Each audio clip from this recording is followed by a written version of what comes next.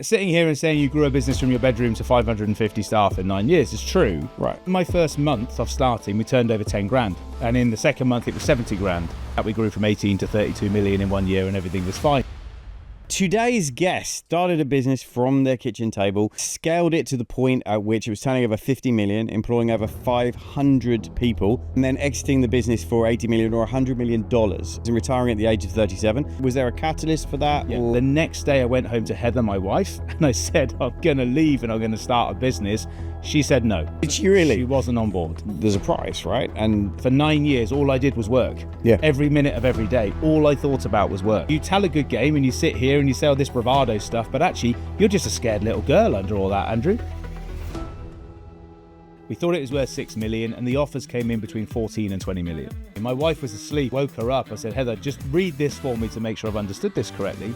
This is significantly more valuable than we thought it was. Hi and welcome to this edition of the Grown Up Business Podcast with me, Paul Avins. This is going to be a cracker. I warn you, hang on to your pens and paper. You're going to need it. Today's guest started a business from their kitchen table or back bedroom, one or the other, and scaled it to the point at which it was turning over 50 million, employing over 500 people. There's an HR headache we can talk about. And then exiting the business for 80 million or $100 million. So what an incredible journey to do in just 7 years and retiring at the age of 37. No bitterness or jealousy here at all from me. Well done. Right. Not only that, achieved 33 out of 36 quarters of growth, which is absolutely epic. We're going to delve deep into the decisions that made this business possible, the dramas and the deals, all in this episode of the Grown Up Business Podcast. Andrew, welcome to the show. What an intro. Thank you so much. I feel like I have a lot to live up to now. You do. You said dramas. That's the one. There's a few of those in there, right? There must have been. Yeah, that's just me getting up in the morning was the drama on all thing. But yeah, no, thank you. Really looking forward to it. Listen, it's we managed to get together and have a conversation on Zoom before, and I think that conversation, I looked back and went, I wish I had recorded it, because honestly, that was so good. So we set the bar high just with that bit, right? Coming in. And I was just talking about purple as well, wasn't it? Because I was holding a purple pen. If you remember. You were. Originally. That's true. That's true. Yeah. So look, you and I, we found out on that conversation that we actually both live in Oxfordshire. Obviously, when I moved out from London, I moved to Bicester, which is kind of where you're based now. That's right, yeah. Something I heard you say, which I did. Did you say, or did I mishear, that Hitler didn't bomb Oxford because he wanted it for himself? Was that right? What we were told, growing up in Oxford. So that's why so much of it wasn't. And obviously Coventry was completely destroyed, only some 60 miles away. But yes, that was what we were told, that Hitler left Oxford alone because that's where he was going to live after he was successful. But luckily he wasn't. Otherwise we'd all be speaking German. Yes, so definitely not a good thing. So when did you, have you always been into business, or is that just something you fell into, or was it something you were good at as a kid? Or yeah, the business thing really came. It was the only subject I was good at school, right. Especially after GCSEs when I went to sixth form. When I was in doing that, I think I did business, economics, maths and physics. Right. And I failed maths and physics badly. And business was like the only thing. I had some brilliant business teachers who were really interested, and they were quite young. Right. Because we had a lot of teachers who'd been to university, done the Teach First course. Yeah. And then 12 weeks later out of uni, they were teaching us. So they weren't that far away. So I resonated with them. And also I've been earning money since the age of 8. So you've been earning money since the age of 8? That's correct. What were you doing at the age of 8? Stuffing newspapers with the magazine inserts that go in. Look, my family background is a big one of community. Yeah, you say that a lot. Yeah, and that's absolutely true. And I didn't realise it as much at the time, but now when I speak to other people, I'm like, do you realise I have 75 people in my immediate family that on Christmas Day I want to try and see all of those people on my mum and dad's side when you add them together? And by the way, all of them, and I mean every single one, lives within 20 minutes of where I live. Wow. So when I grew up, I remember smoking for the first time at 11 or something, and this is before phones and that. I was cycling along on my bike smoking, thinking I was cool, because at 11 I could buy cigarettes. I know. Imagine the concept that my mum knew about that before I even got home, because it was like we used to have a call on the council estate. They'd be going round and round and round. So no, my very, very early on, my mum and dad just gave us freedom. because like we could cycle everywhere, and like we didn't have tags, we didn't have WhatsApp, we didn't have anything. The SLA was get home before it's dark. Yeah, and which I think is fair. Yeah, it was back then for sure. And you got home most of the time, and until you discovered alcohol and things a little bit later on. But yeah, so like early on, I think the very first way I started making money was my dad would do lots of boot sales because we needed to supplement our income at home because he was working in a factory and my mum was in Sainsbury's and a cleaner and all sorts of stuff. But we used to sell our toys at boot sale so we could buy other things. Right. And that was just a way of sort of just keeping the recycle economy, if you like, going and bringing the money back in. So, but yeah, no, it was early on I was earning. Did you like selling then? Is it something you've always liked, or you just enjoy talking to people? Or it's a good question. I think when I was really early, it was more the necessity that I wanted money rather than sort of enjoyed like talking to people. And when I was 15, I bought my first moped, and it was £1,000 to get this moped. And I really worked hard because I wasn't earning that much money. It was just little bits and pieces here and there. And, you know, stuffing the papers was like £8 a week or £12 a week, something like that. But that meant really early on when I was like 10, 11, 12, I was getting up at 4 a.m. on a Saturday and Sunday. Really? So it wasn't really driven by people. I think my community values as a family were driven by people, but it was more about if I wanted to reach a certain goal, money was going to enable me to get there. Yeah. And actually that went on my whole life. In terms of retiring early and things and buying the farm, it was always money was the goal, but money was only so I could start doing something else. Yeah. Someone I look up to, and like Freddie Flintoff, the England cricketer, he actually says he doesn't really like playing cricket. And at the end, he just said it was a means to an end. Yeah. He said cricket was where my outlet was. I knew I could be successful and make a load of money and then live the life that I wanted to do. But I didn't really love playing cricket. And to some degree, that was always for me. Money was never the goal in terms of like just having lots of money. Yeah. It was the goal to enable me to then live the life that I wanted to live. And that just started very early, I think. Okay, so first of all, that's really interesting because I think, so that was the first big goal you set then, really? Yes. Yeah, it was the first one you set.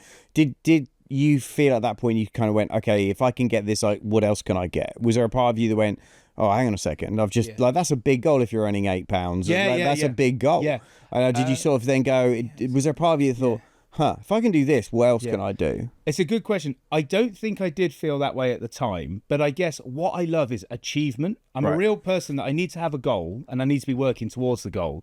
And whether that's like trying to sell a business and retire or being the biggest blood donor in the world or saving money for a moped, whatever, everything's about a goal. And like I'm trying to go to every country in Europe at the moment. So I know I'm on 41 out of 48, right? I know that in my head now. And I know I'm going to do 5 more in a few weeks' time. So like everything was goal driven. So maybe it proved to me I could achieve a goal. Right. And then maybe it's about what is the next goal that you're going to set yourself. Yep. And obviously we go into a lot of stories today, but as a retired entrepreneur at 37, you need to keep setting goals because if you don't set goals, then what's the point? And well, there's a massive drop off, isn't there? People who sell businesses and then get depressed afterwards and lose their whole identity. And I think that's, and they talk about this with anything. It's like the astronauts that went to the moon, same thing. They came back and massively depressed. It's like, well, what else are you going to do after that? It's and like, gold medalists. Same true. The Olympics. Yeah, because they spend 4 years training and then after that, if they're not going back again for another Olympics, it's like, well, what do you do with your life at that point, right? But yeah, that early, I think that the fact that my parents allowed me to be adventurous. My oldest daughter now, she's 7, and my son is 5. My 7-year-old, she's not going cycling on her own when she's 8.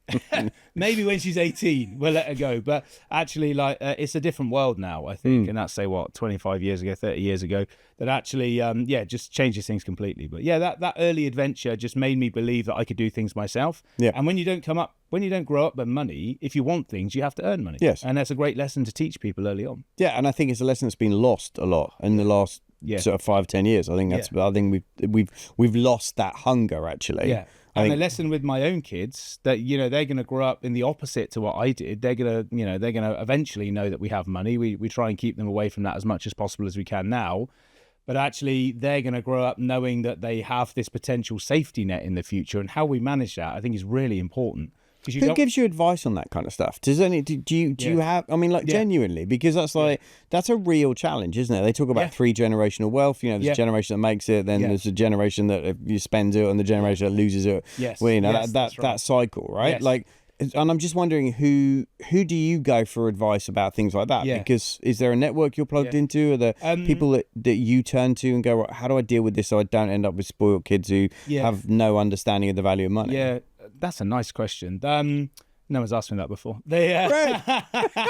One. Yeah, well, I'll see how many times. Look, there is the practical side of money. So my wealth management and investment and tax and all the stuff that comes with that, which can be quite complicated. It's all done through Barclays. Right. Now, I opened my first Barclays account when I was 14 years old. And that's when I started saving for my moped, like I was saying. The rest was just in cash. And actually, so for me, I've been like a lifelong customer of Barclays right through from starting an account as a kid to being in a wealth management part of the business. And I have an expert in that for anything. I have one central manager, but if I'm looking for advice on XYZ, then that's where I go generally. You wouldn't be surprised how many people I get contacted by who are wealth managers who are offering X, Y, and Z. That they can't give you advice on kids. They'll tell you about trust funds and offshore bonds and when they can get access to it and all that sort of stuff. To be honest, the way I've sought counsel in that is where I'm now an exited entrepreneur. I just tend to spend my time with more exited entrepreneurs. But my journey was quite quick and quite early. So I tend to speak to people who are a bit older. Yeah. And so they may be in their 50s. Their kids are a little bit older now. So they may be gone to university sort of age. And actually, they're the ones that I seek counsel from to ask those questions. Right. I was talking to one, I'm in a group of exiteers. And I love this because this isn't a challenge. So he grew a successful business, made loads of money and retired. And his kids are now teenagers. And his teenagers think he's lazy because he doesn't go to work. Right. And he's like, what they don't see is the 10, 15, 20 years of absolutely they went around killing myself to do it. And actually now he's like, that's a real problem for me because my kids think I'm lazy. And I almost feel like I need to go back to work to show them what hard work looks like. So for me, even though I've stepped back and I prioritize the kids now, I still go out of the house. I still miss some nights. I'm still not there all the time because I want them to see that, I want to be a stay-at-home dad all the time, but I want them to see that you still have to graft and you still have to, miss things that you want to do all the time, and that's what life is about. So, there isn't sort of one place you go for that. I think it's the networks that you hold. And my mum, and we'll come back to my mum 1,000 times, my mum is still my best friend today, right? And she always will be. My mum was only 22 when she had me, so there's not like a huge gap in age. Yeah. And so actually, my mum is my counsel. She is the one on my shoulder. She's the one that is worried about everything. Oh no, what about this? If you do this, what about this? Including starting a business. But yeah, she's always a great sounding board and really been one of the main carers of the kids because the first few years when I was running the business, my mum and dad were the ones that looked after them 2 or 3 days a week. That comes back to that community and network that we all need. And I think that's, I can't remember who said it. It might have been Cody Sanchez recently. I saw a really interesting kind of video about talking about sort of like as entrepreneurs, we've got 3 or 4 sort of like gas stoves, and you can have 2 of them turned up at any one time, but you can't have 3. There isn't enough gas for all of them. Yes. And if you're building a business, the chances are you're probably either sacrificing your health or sacrificing your relationships. Yeah. And out of the 3, which 2 are you focused on right now? And I think that's quite a hard thing to, because you have to put enough effort in to build something in scale under 40. You're in the top half of 1% of entrepreneurs, period, right? To get out under 40, it's a very rare thing. Yeah. And it's like, okay, but actually there's a price for doing that, which I think people don't appreciate or don't understand either, because it's easy to go, what's all right for you? But I was like, hang on a second, everything comes with, there's a price, right? And it's often health if it's in your 50s, but people get to the point they've sold and then spend hundreds of thousands trying to rebuild their health. Yeah.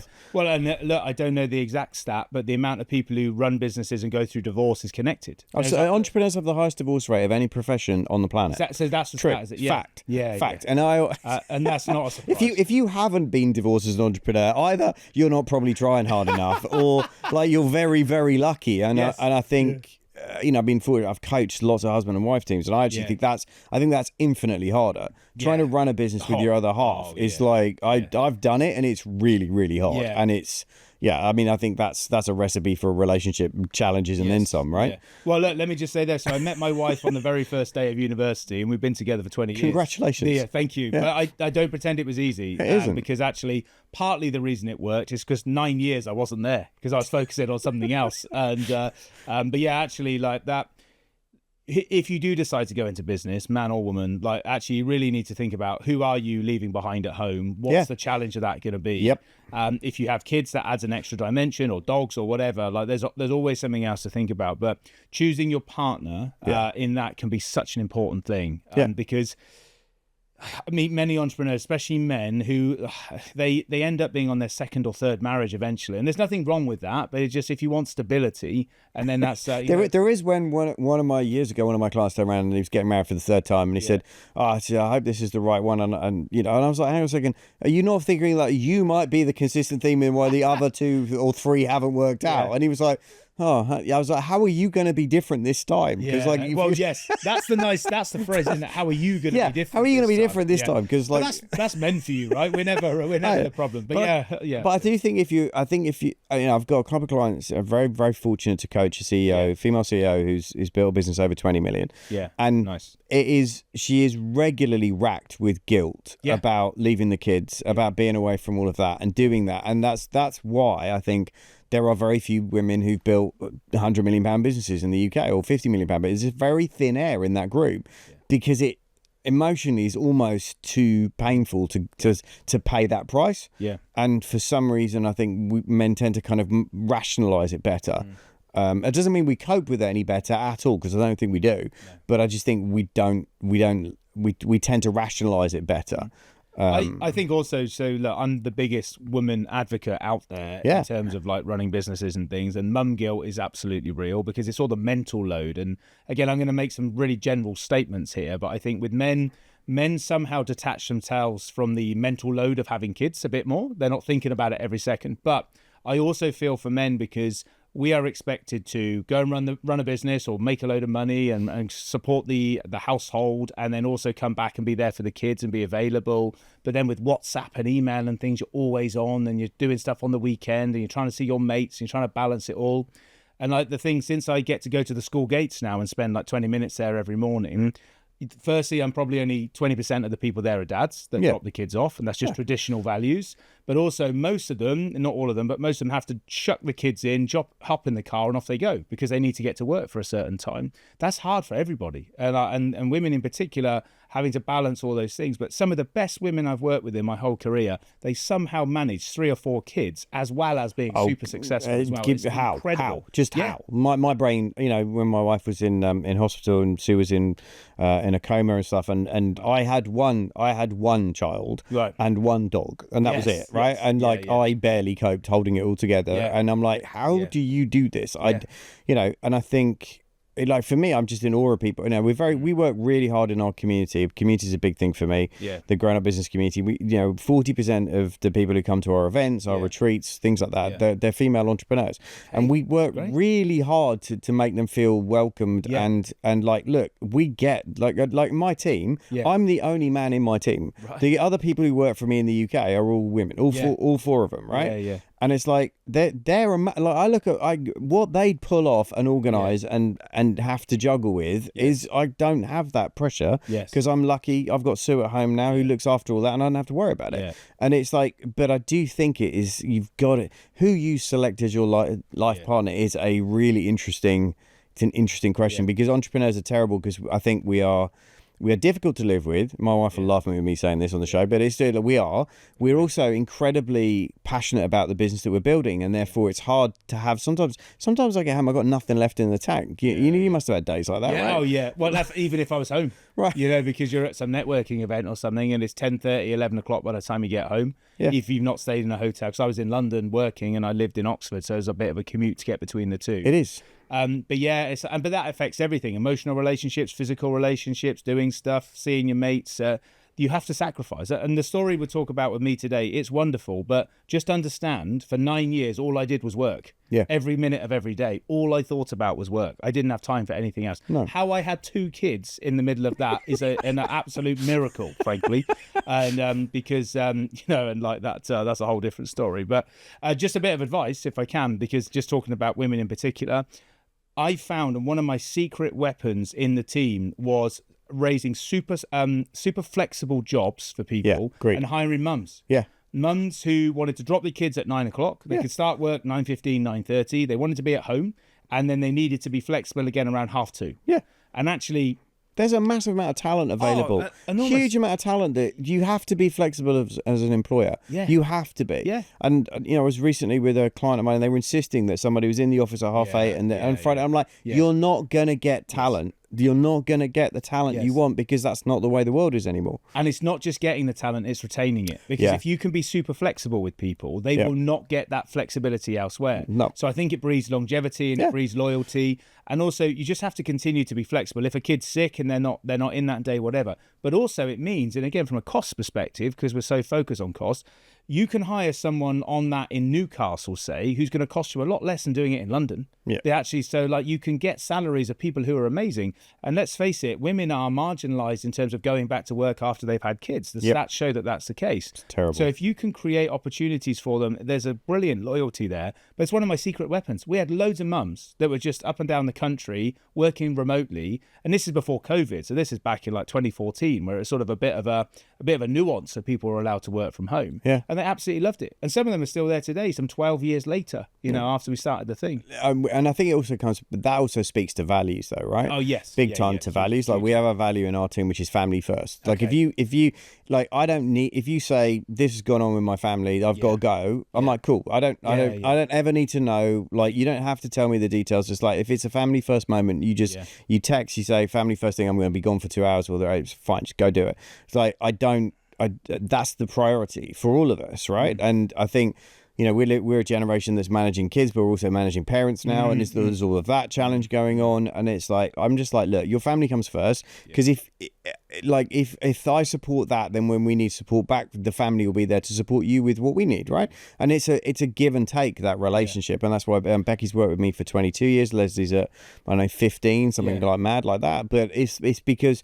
there's this give and take, and I think too many employers are just like rigid of like, no, this is it. We're not flexible. We don't do that. We don't do this. And I'm like, you're cutting off so much talent that you could be tapping into, right? For anyone that's watching, rewind that and listen to that again, because I couldn't agree with you anymore. That like flexibility is how you build loyalty. More than money, actually. Way more than money. 100%, significantly more. Yeah. Because actually, no one's going to move for an extra £5 an hour or whatever if they now can't pick up their kids every day. Totally or right. they have the emotional stress of where they're going to do it. But so many people, and especially with the return to work and how many days do people need to be in the office and all that, the world has changed.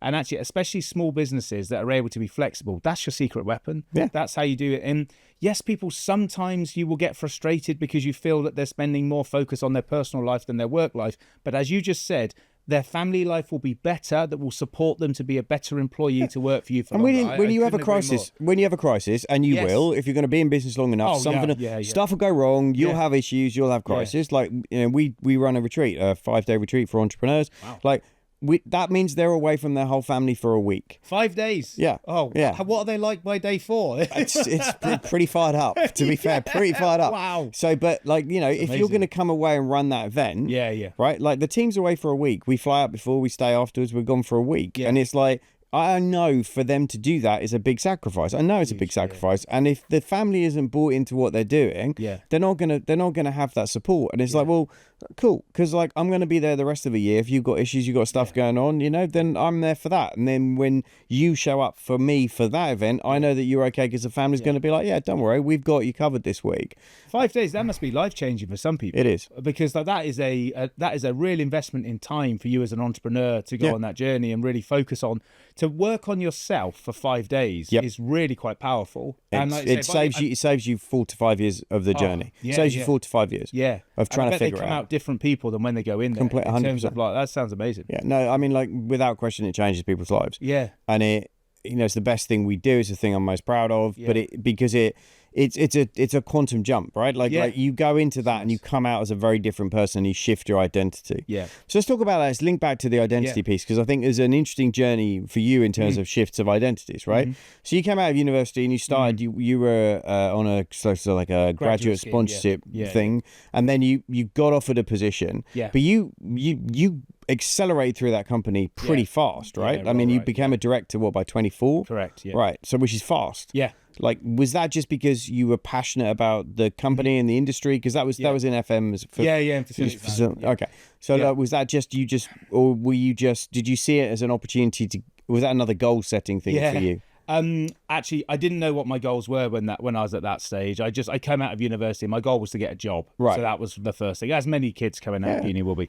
What happened there was I was under the sponsorship of one of the board, a guy called Charlie, who was the commercial director. And Charlie was a bit of a maverick. So if there was ever a sales meeting, he'd take me along. If there was ever a cost build-up meeting, he put me in there. If there was an operational meeting, he put me in there. I had no right to be in a lot of those meetings. And actually, it pissed a lot of people off who are in the business, because why is Andrew, this little fat kid who's just come in now in all these meetings? And actually, no, people who've been there for 5 years didn't get into that room. But Charlie looked after me and he helped me through that process. But why do you think he did that? Charlie always felt interested in me. Charlie is a privately educated, proper posh boy that plays cricket and loves drinking wine, right? And Fair enough. when he made some money, the first thing he did is buy a ski chalet, right? And Charlie and I are friends, and he'll laugh at what I've just said. Charlie early on could not comprehend that someone from a council estate working class background could be as forward thinking and as good as I was. He'd never met anybody like me before. Right. And to some degree, I was a project. I don't think he could believe that someone like me could go into a meeting in London and hold my own and that sort of stuff. So, right. And and he told me many times, he's like, how did you do it? How? But that's just Charlie for you all over. He came from privilege, I didn't. And but we're the best of friends, and I've been skiing once in his chalet. I don't know how to ski. What happened with Charlie?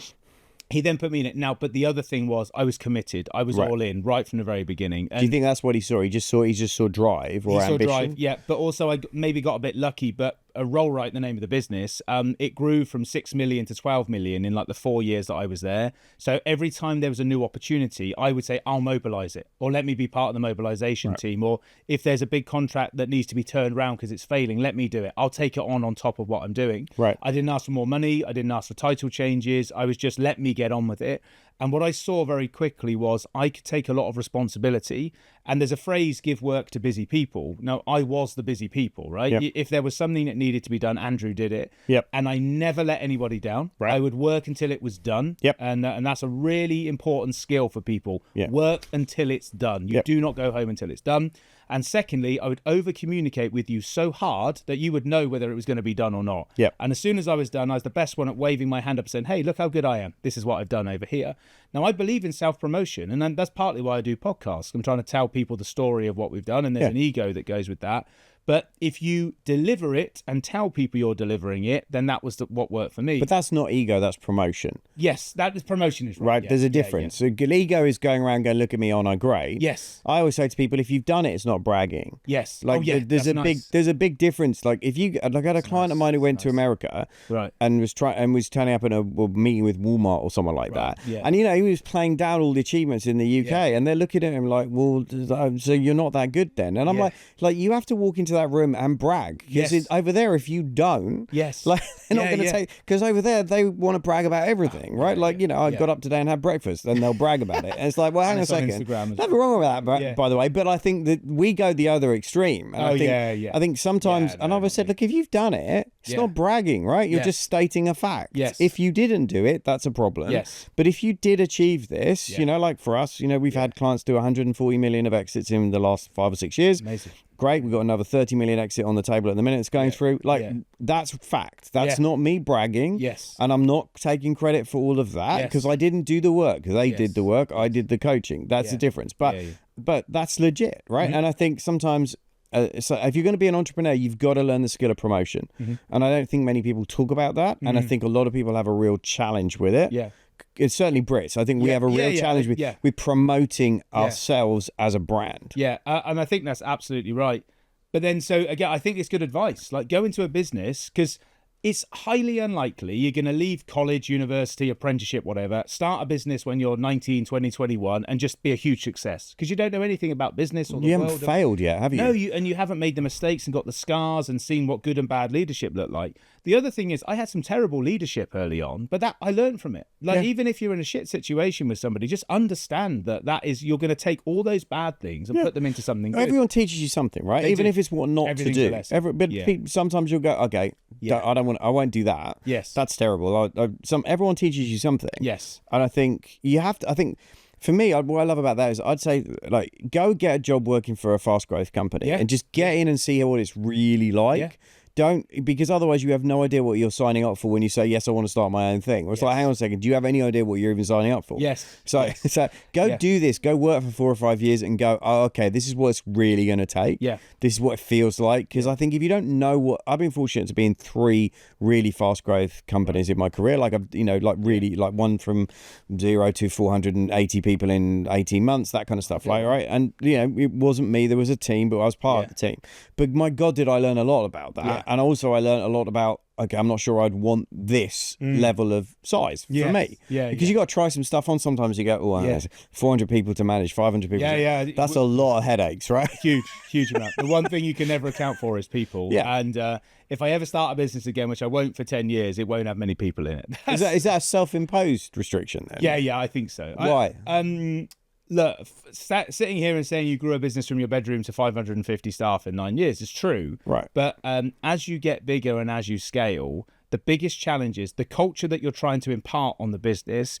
How do you keep imparting that culture when there's now not only 100 of you, there's 500 of you, and then you need to hire people. But sometimes we were growing 300% in a year on occasion. So actually you need to hire people now that are good enough to be able to sort of take the vision and deliver what you want to do. Right. That's hard. And actually, the bigger you get, the harder it is to control everything. And you can't control everything. And that's why bigger businesses become really process-driven. Yeah. Because the process of raising a purchase order or bringing on board a new client or putting a tweet out or whatever, it becomes really process-driven because not one person can keep control of the whole thing. And I think for me, around the 200 level, I really loved. I still knew everybody. I knew their family stories. And one of my super skills and my superhero skills was I knew people. So if I walked in and there was an engineer on site at London Zoo or whatever, I'd have a chat. I knew their wife's name or their family name, what their kids did on the weekend. Yeah. And there's a great relationship of loyalty you can build with people. When the founder CEO can have a really deep conversation with someone about their personal life, they go away from that going, wow, he's got 200 of these that he's dealing with. And it's so powerful. So look, at Roll Right, and again, I just think it's good advice. I just went all in, and I was really, and just for my family unit, my dad was in a factory 60 hours a week. So my dad got up at 7, got home at 7, or went at 7 and came back at 7. So that was what I was used to. That was the father figure in my life, and my dad's amazing, but that is what he did. And my mum was working 3 jobs and raising 3 kids. And it's amazing. My mum would be working in Sainsbury's, doing a paper round on a Thursday night, making sandwiches in the morning for my auntie to go and deliver and sell. And she was doing all sorts of other random stuff. And because we didn't have money growing up, they always wanted to give us stuff. Well, my mum and dad, they were your classic working class family, working really hard, getting paid very little. Never took the piss in the jobs that they were doing. They're really grateful for the jobs. My dad was in that factory 46 years. Wow. Same place in Long Crendon in Tame. He's there 46 years. Wow. From the age of 15 years old, he went to the same workplace every day for 46 years. Now, you think anybody is capable of doing that these days? It's a completely different story.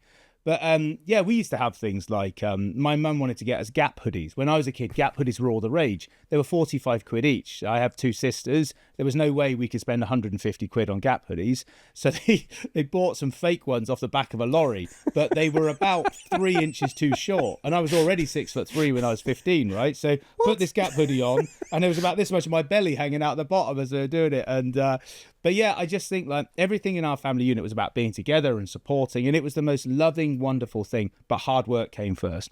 If I was sick, as in I had a cold or something, my dad would expect me to get up and go to work because that's what he'd been doing the whole time.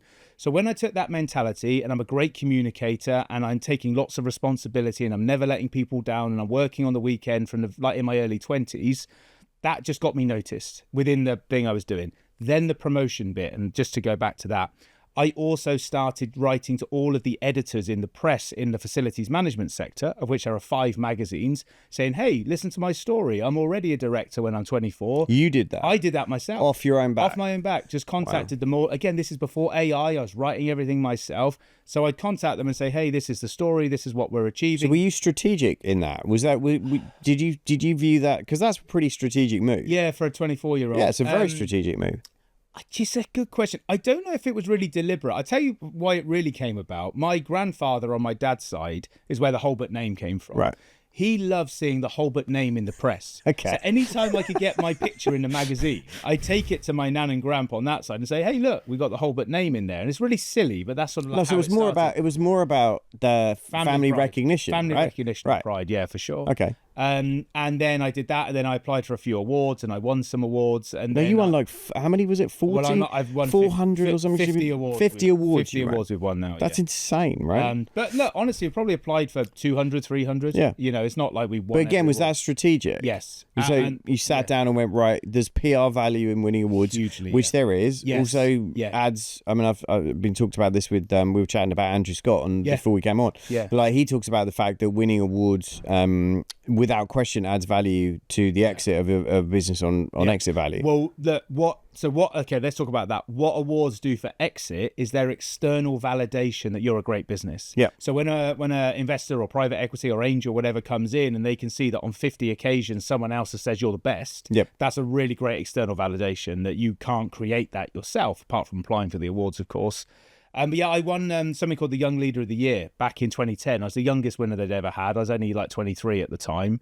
And it just boosted my profile in the sector. Personal brand. Yeah, So you were building a personal brand before it was a thing. And before I knew what a personal brand was. And then so I'd go into a networking event, and I was a terrible networker to start off with because I'd just be stood in the corner on my BlackBerry and nervous talking to people. And then all of a sudden, when I won the award, and it was overnight, I'd walk in, they go, saw you on stage, because there were 600 people that saw me get that award. Saw you on stage, congratulations, what's the story? The power of that for just winning a little old award in a facilities management sector, that changed the trajectory. And off the back of winning that, then I was like, right, we're all in on awards. Let's try and do it. And as I started Pareto, we went hard on awards every year. When did you decide? So so you won the awards while you were still employed? At Rollright, I did, yeah. In 2010, I won that award for Young Leader. And then what was going through your mind when you decided, okay, it's time to go on my own? Like, was there a catalyst for that? Yeah. Or So for starting the business generally? Yeah, okay. Yes, so Rollright got to 12 million and then it sold. Right. So I wasn't a shareholder. to a Canadian company? To a German company called Bilfinger, Right. who they're called Apleona these days. Bilfinger, great business, no challenge with them, but you just had this £12 million business that was now running by a £8 billion business's processes. Yeah. And all these tiny customers we had in Rollright, they couldn't be served under Bilfinger. And actually, if I'm honest, it was my personal integrity that was starting to frustrate me because I couldn't deliver a great service to these small businesses anymore that I'd been delivering to for 4 years. Right. And they were coming to me saying, Andrew, this isn't good enough. And to be honest, I was turning around saying, do you know what? It's not good enough. I don't know what I'm going to do to fix it because I can't change the processes and things now because it's being done by someone in Dusseldorf. So actually it's nothing to do with me. So you lost control? Completely lost control. I went from being a big fish in a tiny pond to being nobody. And yes, I was on the future exec scheme for Bilfinger in Germany and I was flying around and stuff, but it wasn't me. I like the smaller stuff. I like the relationships and I like the people. So that was the catalyst. So I did 2 years and I was fighting it every day. And at the end, I was 26 and a half, 27. And I hated it. I was waking up and I was going, what am I doing? Actually, I don't think I'm learning. Bilfinger doesn't have a good reputation. Our customers are upset with us. This just isn't what I'm about. So it was a misalignment on values too then? Well, yeah, there was. And basically, Bilfinger had won a very large contract with a mobile phone company in Europe. But to win it, they had to have self-delivery model in the UK. Right. So they needed just to buy someone quickly. Right. So it was a very strategic acquisition so they could win a massive company contract across Europe. That's why they bought it. Right. So the integration was poor, the management was poor. It was just rubbish. Well, they didn't buy it because they loved the business. They bought it for the strategic value it added to something else. Win another contract. Which is interesting because I've always said if you can sell to somebody who is going to buy you for the strategic upside. Yeah. So we had a client of ours. We found out through I won't bore the story, but we found out that the company that was about to acquire them was going to float. Okay. Yes. And they were basically going to get like 5x on whatever they paid for this business. So they weren't going to haggle about 500 or $1 million because they're already going, well, when we float, we're going to get 5 million back on that. So up goes the price. Yeah, we were able to do the deal at speed. Yes. Because they needed it all done so that they could float in the September. So we knew they had to get it done because they're sitting there going, there's 25 million here if we don't get this deal done in August. Yeah. So we could push that much faster than it would normally have gone because we knew they had a strategic reason. But I think most people don't slow down and go, hang on a second, let's figure out who we're going to sell to. Yeah. And if we add strategic value, you'll get way more than if you just add transactional value, right? Yeah. I mean, Rollright got a good multiple, but only because they had a very active buyer that wanted to buy it. Because without it, they had a business reason to buy it strategically.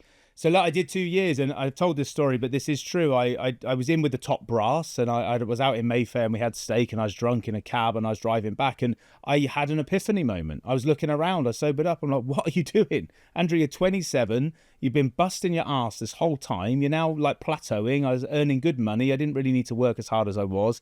And I thought this isn't enough. And actually, I don't want to wake up in the future and feel like I should have done something.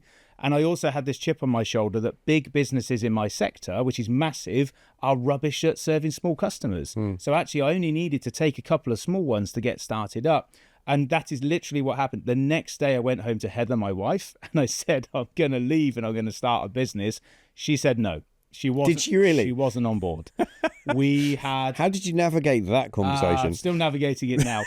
She must be fairly like, you must be able to have the conversation like, didn't it work out all right? No, I don't know. Still? No, I don't know. Why do you think I'm buying so many goats? I'm still saying sorry. No. Look, the truth is, so I bought my first house when I was 23. Right. And this is back in the day when you didn't buy houses at 23. And had no special. I just saved and saved and saved. Came out of uni and I had a spreadsheet and I had a goal that I was going to buy the house. We saved a 30 grand deposit by the time we were 23, and we were really focused on getting the house. We got the house, we got married, then I started the business. And Heather was like, look, I don't think she said it will be a success. I have no doubt, but I know you, Andrew, you are going to go all in. And actually, I'm not ready for you to go all in because we've just got married and we just got a house and we're about to start a family, and actually, so her priorities were let's balance those things. And of course, there's the sort of spear. A very astute conversation from her perspective. Mature conversation, and also quite a hard one to rationalise. Yes, like, there is no rationale. No.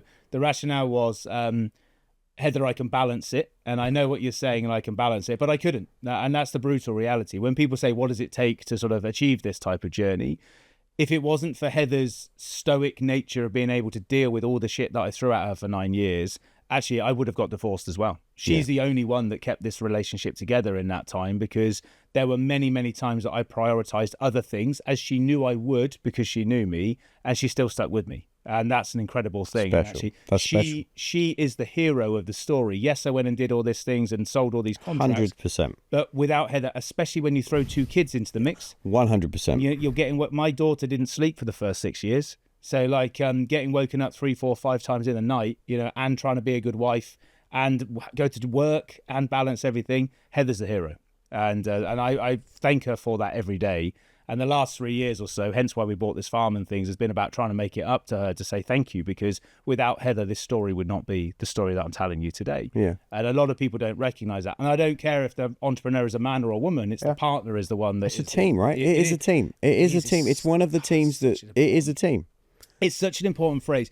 It is a team. Yeah. And actually, but yeah, we were both good and there was no infidelity or anything, but there were times when I prioritized other things. And she would ask me to do things and I say, no, I'm sorry, I'm not doing it because I'm doing this instead, because I knew there was a longer pick. So that's the harsh reality. But then sometimes I think it's so hard, because I think, and if you're listening to this podcast, you're probably going, how do you make those decisions? And I remember one, I remember Jonathan just been born, Sue's in the hospital. It's 7:30 morning of, and there's an event on. Yes. And I chose to leave. I chose to leave the hospital, go do the event. Yeah. And you could go, well, did you have to do the event? Yeah. No, I could probably let my team do it, but I also felt I had an obligation to the 100 people who bought a ticket to come and right. And I'm like, if I don't go and do that, I'm going to feel I've let them down, and that's an internal thing for me. But that hurt us for months and months and months, and. I think there are some times when we make a decision that we know is right for the business, but it's bad for the relationship, and it is. But we don't do it lightly. No. It is a really. But there's no two ways around it. Without, you are a team, and if you don't have that unity as a team of like we're doing this together, then it's incredibly hard, because I think you just get pulled apart all the time. And look, there were times over in that 10-year period where Heather had to try and make friends with other people as well, because I wasn't there to do all the emotional support and things, and my family were amazing. Because you were lucky you had such a big family around you. Actually, that's a family community. Massive. Probably is what helped save it as well, because every weekend we'd go and because they all live within 20 minutes of each other. We see my family all the time. Still the same now, more than ever now. that actually that just meant there was a support network. So if I was at an event and I don't know, there was a flood upstairs in the bathroom, my dad would shoot round and sort it out. Yeah, which is amazing to have that relationship with my family. My dad is super brilliant at fixing stuff as well, which he's sort of trying to pass on to me, but I'm not so good. And actually, just let me go a little bit forward to come back again. After 6 years of running the business, and I was all in, we had Luca, my son. This was in 2021, and my wife said, "Look, Andrew, we got 2 kids now. The 2 kids are here. You need to be here." Because I was getting home at 7 o'clock at night, giving them a bath, and then just carrying on working again. She's like, "You're going to miss this part of their life." And like, actually, we got married and had kids because you were going to be a dad, because being a dad is so important to me. Yeah. And it's absolutely true. I said, just give me 3 years. I said, we had the conversation. As this was 2021, so give me 3 years. I said, and I bought a wall planner with 1,000 days on it and put it upstairs, and I circled a day, and I said, Heather, this is the drop dead day. Did you? Yeah, that's true. I still literally have the red cross. But that's another example of you goal setting, though, right? Like, and I think I've often said this. I think most entrepreneurs, the biggest mistake they make, in my opinion, is they don't have a get out date. Yeah. Right? They just go, one day I'll get. That's enough. One day I'll get out. Yeah. But like, when? Yeah. And I'm like, if you don't have a get out date, I said, what happens one day is the business ends up taking you hostage. Correct. I said, you are now held hostage by the business. You can't get out. Yeah. You have a plan to get out. Yeah. I said, like, if you decide 3 years I'm out from now, then you have to work backwards and go, well, in order for that to happen, I have to do this in this quarter, this in this quarter. I have to be here by this point. Yes. But most people don't ever set a get out date. No. Even if, like, and get out doesn't mean you have to sell. No. It can mean that your team's running it and you're out operationally completely. But set a get out date, for goodness sake, because otherwise you're just going to end up one day going, when did the business take me hostage? Yeah. And I've lost my life to this thing and I can't, and then you're embedded and now it's a nightmare. This is the second time in the video. Rewind it and listen to that again, because it's such good advice. Like, I am so goal driven, and I believe in my life, and this is how egotistical I am. I believe I can do anything. Like, if I set so that's why, like, Homer Simpson is my absolute idol, like I mentioned before we came on, because he's been to the moon, he's done this, he's done that. But actually, I genuinely believe if I set my goal on a task, I set my focus on a task, I will achieve that goal. And I just have this inner belief. If I go back to when I started the business, so when I was having the conversation with Heather to say I'm going to do this, what went through my mind there, and maybe this is why I am like I am, I have a family safety net. Right. Everything goes wrong for me, I go back to my mum and dad. Still today, if it all went wrong. So, and this is quite hard what I'm going to say, but so my rationalization was, if Heather leaves me, if I lose all my money and I lose my house, I move back into the bedroom that I grew up in and I start again. And I believe I am strong enough to go and get a job for 100K tomorrow. That's not a problem for me. I'm good enough to do that. Or if it goes wrong, I go and start a different business and I'll do something else. Now, that's an inner belief system that I have, but it's only there because I know even if I mess everything else up, my mum's going to be there with a cup of tea for me when I get back. Yeah. And still today, as a 40-year-old today, I can still take those risks. Now, I decide not to now because actually my family with my kids is way more important and more valuable now. Yeah. But that's the reality. Like, if I'm not being totally honest, and I've said the same to Heather, that's what went through my head. And that's. Do you think it gets harder as you get older to take that kind of risk? Yes. Because I think I see people who've got massive talent, and I've worked with some and coached some who could 10x what they're doing, but there's a part of them that goes, yeah, but if it goes wrong, I don't want to lose what I've got. Yeah. And I just feel like, how do you navigate that? Because there must have been a point in that where, like, you're like, okay, we'll get, like, you talk about the fact, and we'll come back to this in a second, where you talk about the fact you got to about 18 million and hit a ceiling, right? And you hit a ceiling. Yeah. And I'm like, well, that's an interesting point. It's like, well, okay, so when you hit that ceiling, how do you decide to push through? Or how do you decide, like, because I think there's a really, especially if you're in your 40s, late 40s, 50s, there's now a clock, isn't there? Whether we like it or not, there is. You're looking at it going, I've got 10 to 15 years. If this goes pop, I probably haven't got enough time to recover more than, you can maybe get away with one, but you're not going to, and I think there's a really interesting part of our brain that starts to work against us going, yeah, but if it doesn't, I'm pretty sure it will, but if it doesn't, let's be honest, like, stuff doesn't work out. Sometimes it's nothing to do with us. Businesses sometimes don't fail because of you. They fail for reasons. Well, technology massively. I mean, there are people whose businesses are getting decimated right now because of AI. It's got nothing to do with them. Yeah. Right? Yeah. But, like, wrong place, wrong time, you can be wiped out. And it's like, well, if you're in your mid-50s, you're going, I've only got 10 years till I'm out of the game or whatever. And you're like, I don't want to have to go and start over again. Right? Ray Kroc starting in his 60s is an unbelievable story. Yeah, and there are many. I mean, you got to be careful because there are many stories of like Morgan Freeman didn't get his first film until he was 45 or something. But actually, I believe two things. I think your 20s, just go for it. Right? You should be learning skills. I think two things you do in your 20s: skills and experience. Yes, that's what you want to go get. Exactly. Forget money; it's not important at that point. You can live on a lot less than you think. Yeah, right. Like, and stop worrying about what other people care about, and like go get experience and get skills. That's what I think you should do in your 20s. Stop worrying about what other people care about. Start worrying about what you care about. Yeah, I couldn't agree more. So I think in your 20s, have a go, and that worked for me. I think 30s and 40s, you get busy because probably you're going to have a house, probably going to have kids, probably going to have a dog. You know, your parents are going to get older. They're going to need some support and things. You get all those things happening at the same time. Or they get sick or whatever. Yeah, right? They get sick or I don't know. Things happen, right? Yeah. Life gets busy between 30 and 50. And then actually, I think you get towards sort of into your 50s and divorce rates are high in people in their 50s. STI growth is huge in the over 50 population. We know they're all shagging each other because women have gone through the menopause, so actually they're not so worried about condom use and stuff. Okay, all right. And we're definitely never gone here on the podcast, so I think we should be really careful already. So I hear. And and actually, but then also like I think you got a little bit less to lose at that stage because you've lived a good chunk of your life, and actually now maybe all those frustrations that you have, you can try and take out on growing a business. But you're also right that you have a clock. Because to some degree, you're getting a bit older. Sleep becomes more important, and you know that. Well, it should be. I mean, your health should. I think there's three things for an entrepreneur, and I'm passionate about this. We've had really great people on the show. I want to talk about the blood stuff with you in a minute. Yeah. We've had loads of people on the show who have built businesses around the health space. Because for me, health is the number one thing, right? Yeah. Like, it is, until you've lost it or nearly lost it, you don't appreciate the value of it, right? So health's number one, wealth's number two, and freedom's number three. Okay. And like, I think as an entrepreneur, you've got to look after your health first and foremost. Like, because like being an entrepreneur is a full contact sport.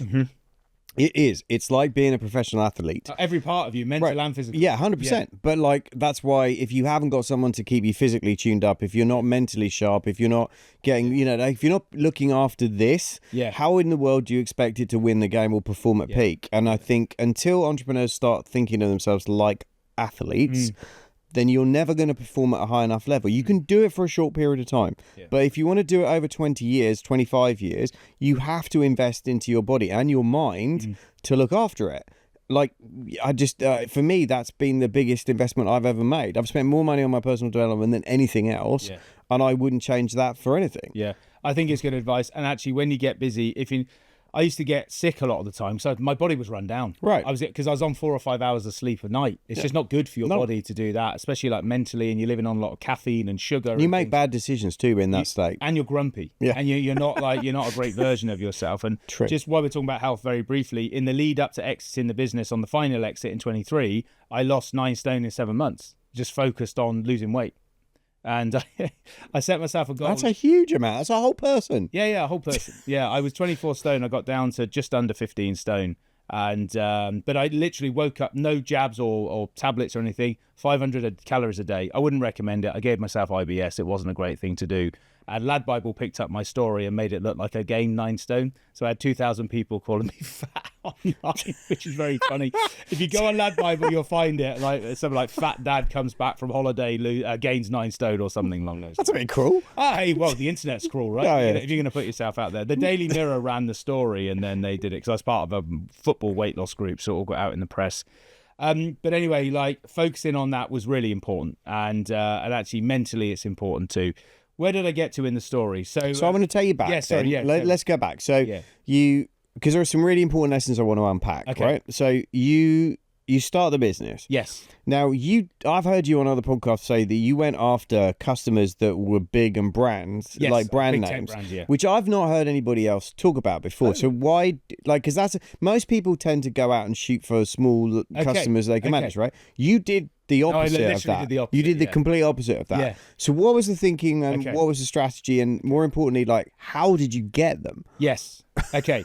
So I started with nothing in my bedroom. That is true. Right. But for 6 years before that, everything we just talked about, I wrote loads of articles. I'd won awards. I'd networked my ass off, meeting as many people as I could. Right. I built a personal brand. You'd built what I would call base camp. You'd built a base camp. You could grow from the base camp. Yes. People knew who I was. Right. So day one, when I'm there with a laptop and I'm calling people, it's not as if I've got the yellow pages out and I'm just trying to find people I've never met. I built relationships. I'm a nice guy. I'm helpful. I mentor. I'm a good guy to be around. You had a network. And I've always been a good person. I've always helped people, and that's worked really well for me. And I never want anything in return. So I had a network. So what happened was, I started off, I'd worked with some big brands like PlayStation, and Bulgari Hotel was one, which was my first customer. But we'd worked with and Field Fisher Waterhouse was a big law firm. So I'd been used to being in big brands like early on, especially Sony PlayStation. So I wasn't afraid of those brands. And I also knew a little bit about what it was like inside those. Yeah. So that I had some experience from my early job. What ended up happening was I also knew massive facilities management companies. Let me just give you some context. There are 123,000 service providers in facilities management. I had 120. So it's competitive. Hugely. 93% of them are under $1 million turnover. Yep. So there are £100 billion turned over in the sector every year, which is massive. And there are 1.2 million people employed in facilities. Are they really? 1.2 million. We're one of the biggest employers of a sector in the UK. And maybe even in the world. So actually, I didn't do anything new because there were 123,000 others doing it, but I was going to do it better. I knew the massive brands, so big businesses that had 50,000 staff and 10 billion turnover, targeted the big brands. I also knew the big brands weren't happy with the service delivery they were getting from those the big companies in facilities. Right. So that was the goal. So you saw it as an opportunity. I saw it as an opportunity that I was going to build you something that was better than what the big brands could give you, because I was going to be small and agile and nimble and socially led and this brilliant entrepreneur going on a journey and having a social heart and all those things. We'll come back to that. We'll come back. Now, Bulgari, that is where it all started. So Bulgari, a guy called Jeff, I'd worked with him under Rollright, and he was absolutely just at his wit's end with Bilfinger. Right. And he was ready to exit. So he was serving notice on Bilfinger anyway. So I started up, I called Jeff because I knew him. I said, Jeff, mate, I've set up Pareto. If you're going to serve notice on Bilfinger anyway, will you give us a shot? And he said yes. And it was only because I'd had a relationship with him previously. Right. And I was able to go back. It was a 200 grand a year contract. It was quarterly in advance payment terms, which was magic nice for my for you, cash flow. 50k of cash hitting my bank account at the start of every quarter. Fantastic. Which as a start point was incredible. And I had an engineer that transferred across. And it just so happens Bulgari was a 15 grand a night suite. We had the most famous people in the world staying there. It had the most modern kit from like an engineering perspective, which is important for my business. Right. A hugely brilliant reference site. Again, a little bit of advice for people.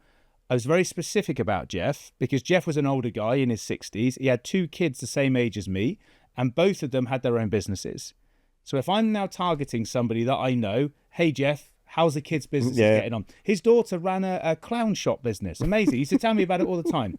And do you know what? He said yes. He was just maverick enough to say yes. I literally had nothing on that when I spoke to him. And I called him after I'd finished the business and I said, Jeff, you don't realise what you did for me. But, without you, I don't know if I'd have gone on this journey in the way that I did.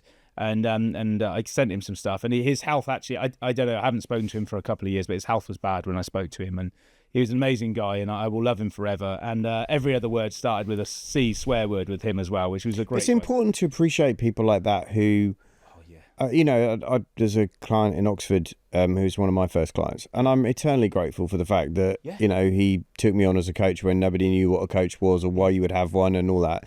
And I still occasionally from time to time I'll just send him a message and go, look, I'm just doing this at the moment, but I just want to say thanks because if you were one of the people that got me started on this journey, and I think it's really important to do that because I think quite often people, if you're an abundant-minded person and you give people a hand up, you're not asking for anything, but just occasionally to have people come back and go, by the way, that worked out okay. Yes. Like, thanks for that. That worked out right. It's quite cool. But look, also, don't underestimate the risk he took. Because now it's just Andrew with a laptop.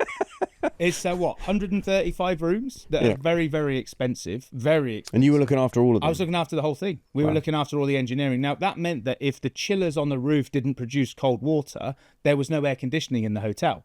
Now, when you had a lot of people from the Middle East staying it and wanted it 15 degrees in their room and they'd paid a huge amount of money to be there, it had to be 15 degrees. I've never been so aggressively told off in all my life in that place because I was the guy that was delivering it at the very, very beginning. So that is genuinely how it started. And in my first month of starting, we turned over 10 grand. And in the second month, it was 70 grand. And then we started to build some momentum where Yahoo had heard that we'd gone to set up. I'd worked with them previously, but I didn't contact them. They came to me. Right. And they said, oh, heard you've started up. And I said, yeah, we got Bulgari. And they said, would you be interested in our contract? And I said, of course. So then we went and bid on that one. It was another full-time engineer. It was another like 150K contract. And we started working with them almost immediately.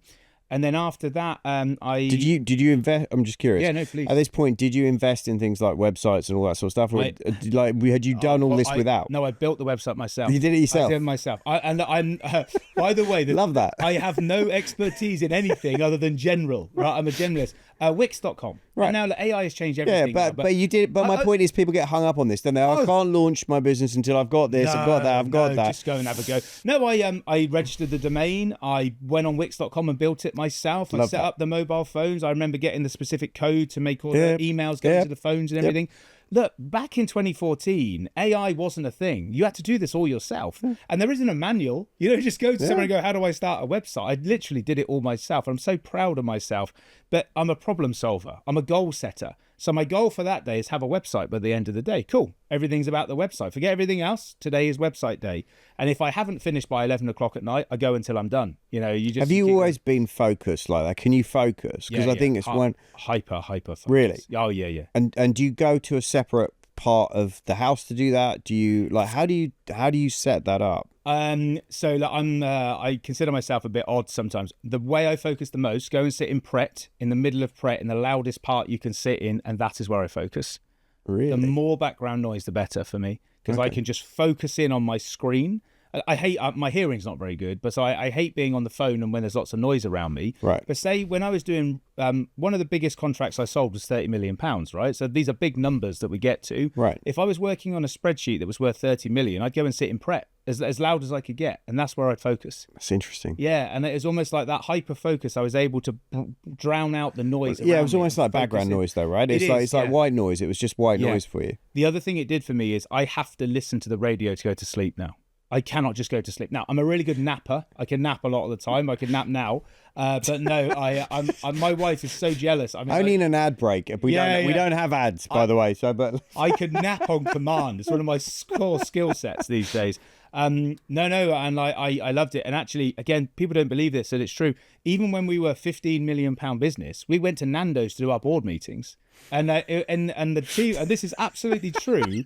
We used to do a thing called billing. So at the end of every month, all the reactive tasks that we'd done, we had to charge back to the customers. Right. We go and sit in Pret at 7 a.m, and we just have like 20 of us sat round these big tables, and we do it all there. I didn't like the office. I wanted to be out and about or on customer sites, which is very different to the model that facilities management was used to. And I was sort of this late 20s guy showing that we were doing things differently.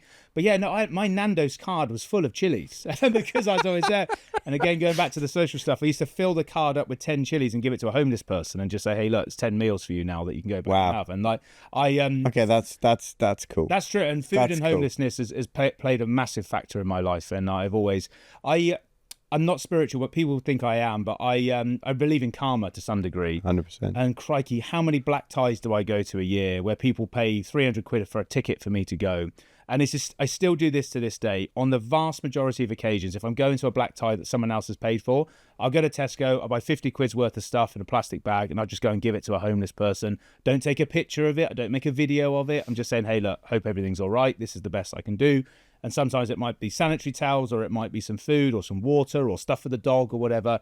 But I really believe in offsetting. And I think karma is really important. Karma's just energy, right? It is. It's energy. If you give it out, it'll come round to you. But that's not the reason you do it. You do it because it's called being a good human being. It is. And I could easily have a film crew following me around, and that's not for me. Like I said before I came on, charity is quite important in terms of how it works. So Bulgari, Yahoo, then an old guy I knew had gone to Candy Crush, so King.com. And so then Candy Crush called and they said, hey, we're moving into Facebook's old offices. Would you be interested in moving in with us? I'm like, absolutely, yeah, let's do it. They were the second most downloaded app in the world when we worked at Candy Crush. Amazing business. Yeah. Those guys, they don't love me telling this part of the story, but it's long gone now. They never met their customers, because their customers was my mum spending 99p to go to the next level. So their office was mad. And like, so they used to have a spirits trolley that was pushed around the office, and they used to do like shots of vodka on a Tuesday morning. But I was only 29. I was in there doing shots with them, right? It's sort of like part of the thing. Rapport. And yeah, proper rapport. They've been bought by Microsoft, Activision and Microsoft in the end. Hugely, hugely successful business. So then we started working with them, and then we got a call from Twitter. Twitter came to us and said, we're really unhappy with the big business that we have. We heard you're working with these couple of tech businesses, Yahoo and Candy Crush. Are you interested? Now, we were turning over maybe 1.2 million at that stage. And I was like, how much is the contract worth? They said 24,000 a year. Perfect. I'm there. Right. It was far too small, but it was the name Twitter. And in 2015, 2016, this is when Twitter was cool. So before Musk came in, and he was sleeping in the office when we were there and all that sort of stuff later on. And and we went to them, and this is absolutely true. We went in to do a sales pitch, which often we did in facilities. So we're meant to be talking about lights and air conditioning. We talked about office dogs for about 3 hours, and we took donuts and we did all that stuff. And Rebecca, who is still someone I hold very dear today, she said yes. And they put us in there. And there was another woman in the room as well who would go to Facebook and eventually take us with her as well into Facebook, which is a whole different story. So all of a sudden, I am like a few months old, say a year old. But you're in a vertical now, aren't you? I'm in a tech vertical. You're in a tech vertical inadvertently. Yeah, but that's what happened, is you got into a tech vertical. And like I always say to people, you want to pick your niche. Now, you didn't pick it. Well, no. there is... My niche was big. Wasn't it? So didn't you end up in zoos? Well, yeah, so that's the next part of the story. My niche was finding clients that hated big service providers. Right. That was my niche. So that's a horizontal niche, not a vertical niche. Yeah. Oh, no, look, by the end, we were in no vertical. We had 8 or 9 verticals in the end. The very next conversation, when I was at Rollright, I was a nice guy. I looked after people. A woman called Jane, she worked under me at Rollright. She left and went to be the director of estates at London Zoo and Whipsnade Zoo. 700 acres, 20,000 animals, 256 buildings, right? I know the detail because I mobilised it. 256 buildings? Yeah. Across those 2 estates, yeah. Wow. And they outsourced for the first time in 200 years before we were there. And it didn't go very well on camera. Didn't go very well. Yeah. And they were at a point where they needed somebody to fix the contract that hadn't gone very well. And they had us in, and we did a presentation to the trustees and the board of ZSL. And they said yes. Now, we were a £1.2 million business. It was a £2.3 million contract in one go. Wow. And they said yes. And we mobilised an additional 50 staff. And we literally... How did you do that? So how do you mobilise 50 people like that? Long hours and hard work. I brought in some additional resource for like mobilisation support because there's something called Chupi, which people may be aware of. So it's Chupi across 50 So you were Chupiing across people who are already on the contract? Correct. For those who don't know what that means, it means transferring across from one company to another. An HR process. It's a very legal-led process, especially when we're in the EU and everything. So we did that, and then we had to set up the systems, and I used that money to start to hire ahead. So I knew that this contract was coming now because we'd won it. I went and hired a guy called Bill that I used to work with at Rollright, and he came in and he went on to be my right-hand man in Pareto, but that's how I afforded You were at what size then? About 3? We're just about 3 million at that stage. Do you think that's... Because I always think somewhere between 3 and 5, depending on the model, is when you really want to hire a good COO. Oh, well, yes, so I would agree with you, but in my world, it's CFO. The CFO was like the critical... CFO, depends on the model. You need someone else on the board that is very, very good at what they're doing. And so with Bill, just delve into that for a second. So really, when Bill came in, Bill was a systems guy. So he's the finance director, but he's a systems guy. Right. IT, payroll, subcontractor management, absolutely incredible. Bill and I became this like husband and wife team effectively, and we argued so much, but we loved each other deep, deep down, and we're still best friends now. I was the sales guy. I was the ops guy. I was out there making promises to everybody that I didn't know I could keep. And then I'd come back and I'd be like, Bill, I promised them this. I promised them this. Your job is to make it happen. Now, Bill was incredible in terms of he'd work 20 hours a day. And he was all in on the business as well because he loved it. And he knew eventually he would get some shares in the business, which he did. And he became a millionaire as a result of the whole thing as well. So when I had Bill by my side, now I wasn't doing a lot of the admin myself, which until that point I had been. And it meant I focused on sales and ops and generally running the business overall. Without Bill, there is no way I could have scaled in the way that I did. And him and I spent many, many, many nights in Chipping Norton, where our first office was. And on a Friday night, we used to have a treat and watch Robot Wars together and order Thai food and sit and eat it. But now I am. Was he your first serious hire? Yeah. So my first proper, I'm going to trust you with my business hire. Bill was the first one. Right. And for anyone that knows Bill, he's a real person. He's the most trustworthy person. And actually, if I'm totally honest, there are times in my life when I gave more trust to Bill than I did with my wife, because I spent so much more time with him than I did with her. And I would trust Bill with my deepest secrets and insecurities and all that sort of stuff. You need somebody like that. You need a ride or die partner. You need that. Yeah. It's one of those. If I had murdered someone and needed to bury the body, Bill's my guy.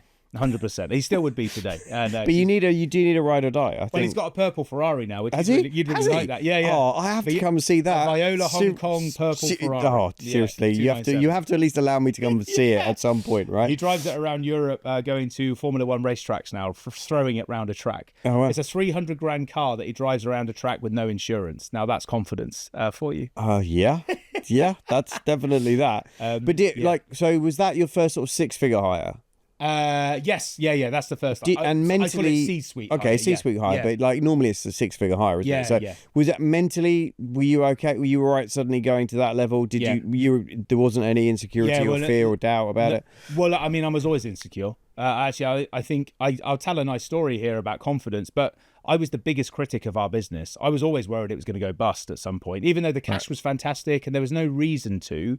But it's a bit like imposter syndrome stuff, that I was always thinking that someone's going to find us out. No, there was nothing to find out, but you're sort of always highly strung. Don't you just think that's healthy paranoia?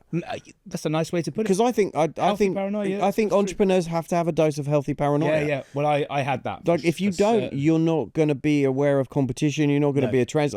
You should have a healthy dose of it. Yeah. Because otherwise it's called complacency is the flip side of that. Yeah. And that's what will take you under. Yeah. No, I was absolutely living that.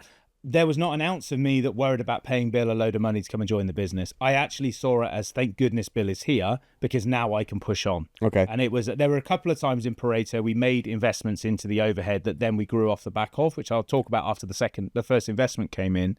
But yes, and now with Bill by my side, right. I was unstoppable. And then I could go. Was that just because you could just go do sales? I could go and do sales and ops. I mean, I still ran most of what was going on. It's just Bill made sure that all of the processes and invoicing and subcontractor management. And you didn't run out of money. And we didn't run out of money. But look, by the time we got to our first exit, we generated £3.5 million of cash that was just sat in the bank. Really? Yeah. The £18 million business was £3.5 million of cash in the bank. So we didn't worry about. We had 6 or 7 payrolls in our account, which is what we always thought about. One of my SLAs was 4 payrolls. Always 4 payrolls in cash, so that at least if everything else went wrong, I could stop paying the suppliers. You know, there's issues with that, but at least the team, I could say to them, look, I'm really sorry, it's all gone wrong. You got 3 or 4 months to find another job. This is what it looked like. So that was always my own SLA. We never ever got anywhere near going bust, never. But you know, I always say if you have 90 days of cash, if you have 90 days of operating cash, yes. If you can't figure out in 90 days, then it probably isn't solvable. Yeah. Most of the things you can figure out in 90 days. Yes. Yeah. Or you can bring in an investor, or you can raise money, or or bank loans. Yeah, you can normally sort it in 90 days. But get to 90 days worth of operating cash. Yeah. And then you're not going to be under such a pressure situation. But look, advice again, we cared about every single penny of cash. We chased it all the time. We were really focused on it. It was part of our board pack.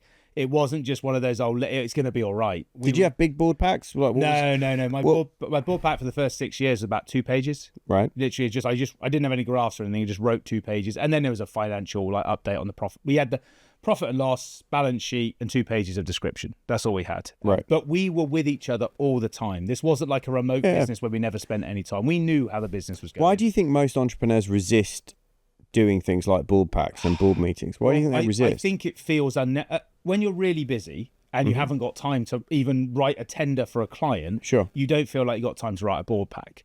I do business coaching as well, and I said actually writing a board pack's a really good thing to do. It's good discipline. It's therapeutic. It's good discipline. You can start to see trends. I mean, like with Power BI and AI now, it's so easy to see trends in your business.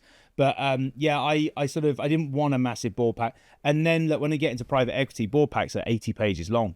You know, how do you get into 80 pages of stuff? You know, but you do. And Well, it's interesting because we had Nick Bradley in here talking about, and he's in the PE world. Yeah. And he was talking about the fact that basically the board packs that certainly the high level PE people he was working with, they were just 1 or 2 pages. Now there was a ton of supporting stuff, like the appendix. but basically they were 1 or 2 pages because like if you can't just, and he talked about 5 numbers that they all used to track. Yeah. But like no one wants to sit through 80 pages of data. No. Well, I mean, it depends how financially things are going. I think when things are going badly, they do. Yeah. If you can't articulate your business in a couple of pages, then you need to understand it better. That's a great tip. And actually, I think that's real. But look, investors want detail when things aren't going well. And actually, I think then that's when it starts to... When you get to a point in a business that you're focusing more on the board pack to keep investors happy than focus on growing the business, that's when you know you've got the balance wrong. That's a great, and it does go tip. that way with the private equity. Having spoken to 50 odd private equities in my time now, you know, you hear a million stories of X, Y, and Z. So look, just to take the story forward, so we had our first few contracts. Great. We had the zoo, which was amazing. We had Bill joined us, and then over the next few years, we just continued to grow, and we got to about 18 million turnover after 6 years. And that's when you were saying about the organic ceiling. Yeah, because you kind of hit. You talk about this where you hit an organic ceiling, didn't you, around that time? The organic ceiling really was. Always remember in this story, I'm just a 27-year-old who started a business and things got out of control, right? That's in a good way. In a good way, yeah. But that's still where I sit today. We realised the business was probably worth some money, and we thought maybe it was worth about 6 million quid. And actually, like, okay, there were various people in the business and shares and stuff all over the place at that stage because I brought some people in. And I was like, okay, right, well, this is going to be worth 6 million quid. Let's go and have a look. And it's absolutely true. We went to Quantuma, the corporate advisors, and we said, can you help us? Can you go and do this? And we went out, and Quantuma said, look, you can sell this to a trade sale. So sell it to a big company, one of your competitors that you're pissing off because you're winning all their work. Makes or go sense. to private equity. They'll buy a certain stake in the business, and then you grow the business from there. Right. And which most entrepreneurs don't think about as an exit strategy. No, and it was only Quantuma that introduced us to the concept. Right. We didn't really know about that at the time. Anyway, again, this is true. We went out. I did loads and loads of interviews with private equity and trade and all this, and all these offers came back.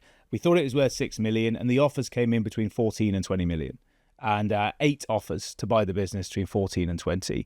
And I went to bed that night looking at this email. I just went, shit, this is significantly bigger and more profitable, more valuable than we thought it was. It was a real moment for me. My wife was asleep, I remember, and I woke her up. I said, Heather, just read this for me to make sure I've understood this correctly. So now you realise that business is worth 20 million quid, and you are going to get a chunk of that yourself as a result. And then you realise that actually, if you want to de-risk your life, this is now the time that you're able to do it. And everything I've been working on for 6 years became reality that I could take some money. Now, I wasn't finished, but I did want to take some money off the table to pay my mortgage off and help my dad retire and buy my mum and their sisters their houses and things. That was what my goal was. So we did, and we took an 18 million pound offer with NVM, which is a private equity. This is all online, this information, so I can talk openly about it. So NVM bought us for 18, and 3 million of that was the 3 million free cash that I mentioned to you from the cash perspective that we built up over time in terms of understanding our working capital. So what that meant was I took millions at that stage, and I said to you before we came on, the private equity had to make a balance between how much can we give Andrew that he's going to achieve his dreams, but he's still going to come back tomorrow. And they got that balance right. And I reinvested some of the money back in as well. So I was a big investor into Pareto for when we sold into the future. So that meant then in 2021, I had taken some money off the table. Very true. I went and I bought my own house and paid all that off. I bought my sisters their houses, and I bought my mum and dad their house, and I gave my dad £250,000 to retire 5 years early. So at that stage, in 2021, everything I wanted to do in life, I'd done. In terms of supporting other people. Thank you. And that was really important. It's a massive achievement. And my son was born. And I'd already had my daughter in 2019. So it was a real philosophical moment because I didn't have a mortgage. All my family were going to be okay. My kids were going to be okay. And I genuinely felt at that moment, if everything goes wrong from here, it's fine. Right? Everything's fine. And actually, it's all going to be okay. And if Pareto sells for more in the future, fantastic. But it wasn't taken for granted that we were going to. That's when I said to my wife, give me 3 years and I will get out. Because my wife said, well, you got the money now. This is enough. But what is enough? And again, a question to everybody: what is? I think it depends on your age, right? Like age, and what in you your wanna buy. 30s, what is enough is you need a lot more to be able to not work for the rest of your life. Exactly. That. And do you really want to live that kind of life anyway? But I think what is enough, it depends on your lifestyle, right? Like one of our very good friends with a phenomenal financial advisor who deals with footballers and stuff. Okay. And you know, he has this whole process he takes you through where he goes like, let's work your life, like what's your lifestyle you want to live? And he said it's very different in terms of the amount of money you need invested if you want to buy a new Bentley every 2 years and your holiday budget is 10 to 20,000 every time you go on holiday versus you're happy with an Audi Q5 and you're happy with one every 3 to 4 years and you don't really care about cars and your holiday budget's kind of like 5 to 10 grand but only once a year. And he's like, then you need a very different investment strategy. And he's like, you have to work out good advice. because it's brilliant. And he's like, we have to work out what the lifestyle is you want to live before we work out how much money you need to invest. And I think most entrepreneurs have never done that. They've never worked out, okay, when I'm out of this, how much money am I actually going to need to live on? And then how much do I need to invest? Because I think a lot of times entrepreneurs could sell far earlier than they do because they think it's not worth much. And therefore they keep working for years because they think what they've got isn't worth that much. And I think that's like, if there's one thing I say this all the time, but like if there's one thing you should do if you're listening to this podcast, go and get your business professionally valued if you haven't already done it. Because otherwise you're building something that you have no idea how much it's worth. Well, look at me. I thought it was worth 16 and it was worth 20. Six. Sorry. Look at me. I thought it was worth 6 and it was worth 20. And if you'd met a shark who'd come in and offered you 10, you might have gone, well, this is a great deal. Thank you very much. Early on, I was trying to get people to buy it for 6. I had meetings. A certain doctor of another German business, funnily enough, came and met us and he said, 6 was too much. And actually, amazingly, it wasn't. So what happened then? So were you trying to get out because you just had enough? No, it was partly a bit of fun because I built this thing and I didn't know how much it was worth. And I started to test early on what selling a business was like. It was a skill I didn't have. So it was one of the, and because Roll Right Sold, I wasn't involved at all. I found out on the call like everyone else did. I wanted to test my own skills. I was testing myself to sort of meet people and have chats and. But that's really important, and I don't want to just go. I want to slow down for a second because that's really important because I think the challenge is that most people they only like you might sell your house 4 or 5 times, 6 times in your life. You'll sell your main business probably once, maybe twice if you're lucky to get 2 rounds of it. But most people will only sell one business once, right? It's like if you don't go and start practicing that skill, how are you going to perform when it's on the line? It's like a golfer, isn't it? There's a difference between hitting a putt where there's no one watching. Go and stand in front of someone and there's a $500,000 on the table. It's a very different environment. And also, look, for anyone who's not sold yet or gone down that, you don't even know about due diligence yet. You wait until due diligence comes along. When we sold the business for the final time, there were 854 questions we had to answer in 3.5 weeks, which we did. 854. That's correct. In 3.5 weeks. This is why I think people underestimate how much effort it takes to put a business on the market and get it sold. And like if you haven't got a really good management team that's running the business while you do that, that is a full-time job. Like the biggest mistake you can make is try and run the business whilst trying to sell the business. You're insane. Yes. So that I did that the first time. The second time I didn't, but I am insane. So that's the other thing. Yeah, but the challenge is what happens most of the time, isn't it? While your eyes off the ball trying to sell the business, the business numbers dip. And then some people turn around and go, oh, well, it's not worth as much as you thought because the numbers are going backwards. Let me give you a real example. This exactly happened. So in the lead up to selling Pareto to NVM private equity, I didn't focus on sales because we had enough growth and there was enough to show them through the process. I go into the second board meeting with NVM, who we had a great relationship with, and we're a case study on their website now. Second board meeting, Peter, who was on the board, he said, where's the sales pipeline gone? I was like, guys, I've been selling you this business for 6 months. There is no sales pipeline. I need to go back and build it. And then off the back of that, we grew from 18 to 32 million in 1 year and everything was fine. But we had those hard conversations where the private equity was like, where's the sales process? I'm like, I am the sales process, and we build it through there. So, because that's what you're selling. You're selling future value. 100%. You're selling future value. Equity, but you're selling future value, right? And the predictability of that cash. So, like, if your pipeline isn't really robust, like they can't trust your numbers. And let's just give a bit more advice. So why didn't I sell it to trade? Why didn't you? Because it wasn't going to be enough money for me for the rest of my life. It was enough money to secure the life I had now, but I wanted to do more. And also I was only 6-7 years in. I had momentum. We were still growing really quite interestingly at that time. And so that's why we didn't sell to trade, because we knew we could go again and we knew we could get more value. But I'd taken some risk off and everything was going to be all right from that stage. So also the multiples of EBITDA that were being offered by private equity were much higher than trade. Trade wanted to buy the business, take all the management team out and just, suck it into their business. Yep. Private equity wanted to invest in the management team to make it go even bigger because they saw that you had something good. Because they have to they normally need a 10x return in 5 years. Well, yeah. I mean, look, you speak to so many private equities, they have so many different stories, good and bad. Generally in PE world, they'll make a number of investments. Some of them are going to give them huge returns. Some of them will go bust. Yep. And that's just the reality of business at the end of the day. If it was easy, then everyone would do it. But NVM, one of the reasons I like them is they turn around Music Magpie. Remember Music Magpie? Yeah. They were the PE of Music Magpie, and I'd heard of that business. And they made a 12 times return on their investment on Music Magpie. Again, another thing on their website. Look, NVM was a mid-market, £20 million sort of like business that had 15 other businesses that they looked after. We knew all the management team there. We knew the managing partner. It was a nice little business, and they were a great supporter. And David Rolfe, who was the main partner that we worked with from there, I'm very, very happy we went into business with him because But that's the key thing, isn't it? So you're going into business with them. You're not just selling and walking away. Yes. You're actually going into business with them, and you have to have that mindset. You do. And I think it's two things. I think entrepreneurs play bigger games when they've de-risked. Yes. I've seen that with clients of ours that are de-risked. They suddenly go, right, okay, we go now because I'm safe, and therefore I think you can play. That's exactly what happened. Yeah. Right. Literally. You're so great, swing for the fences because at this point, why not? Yeah.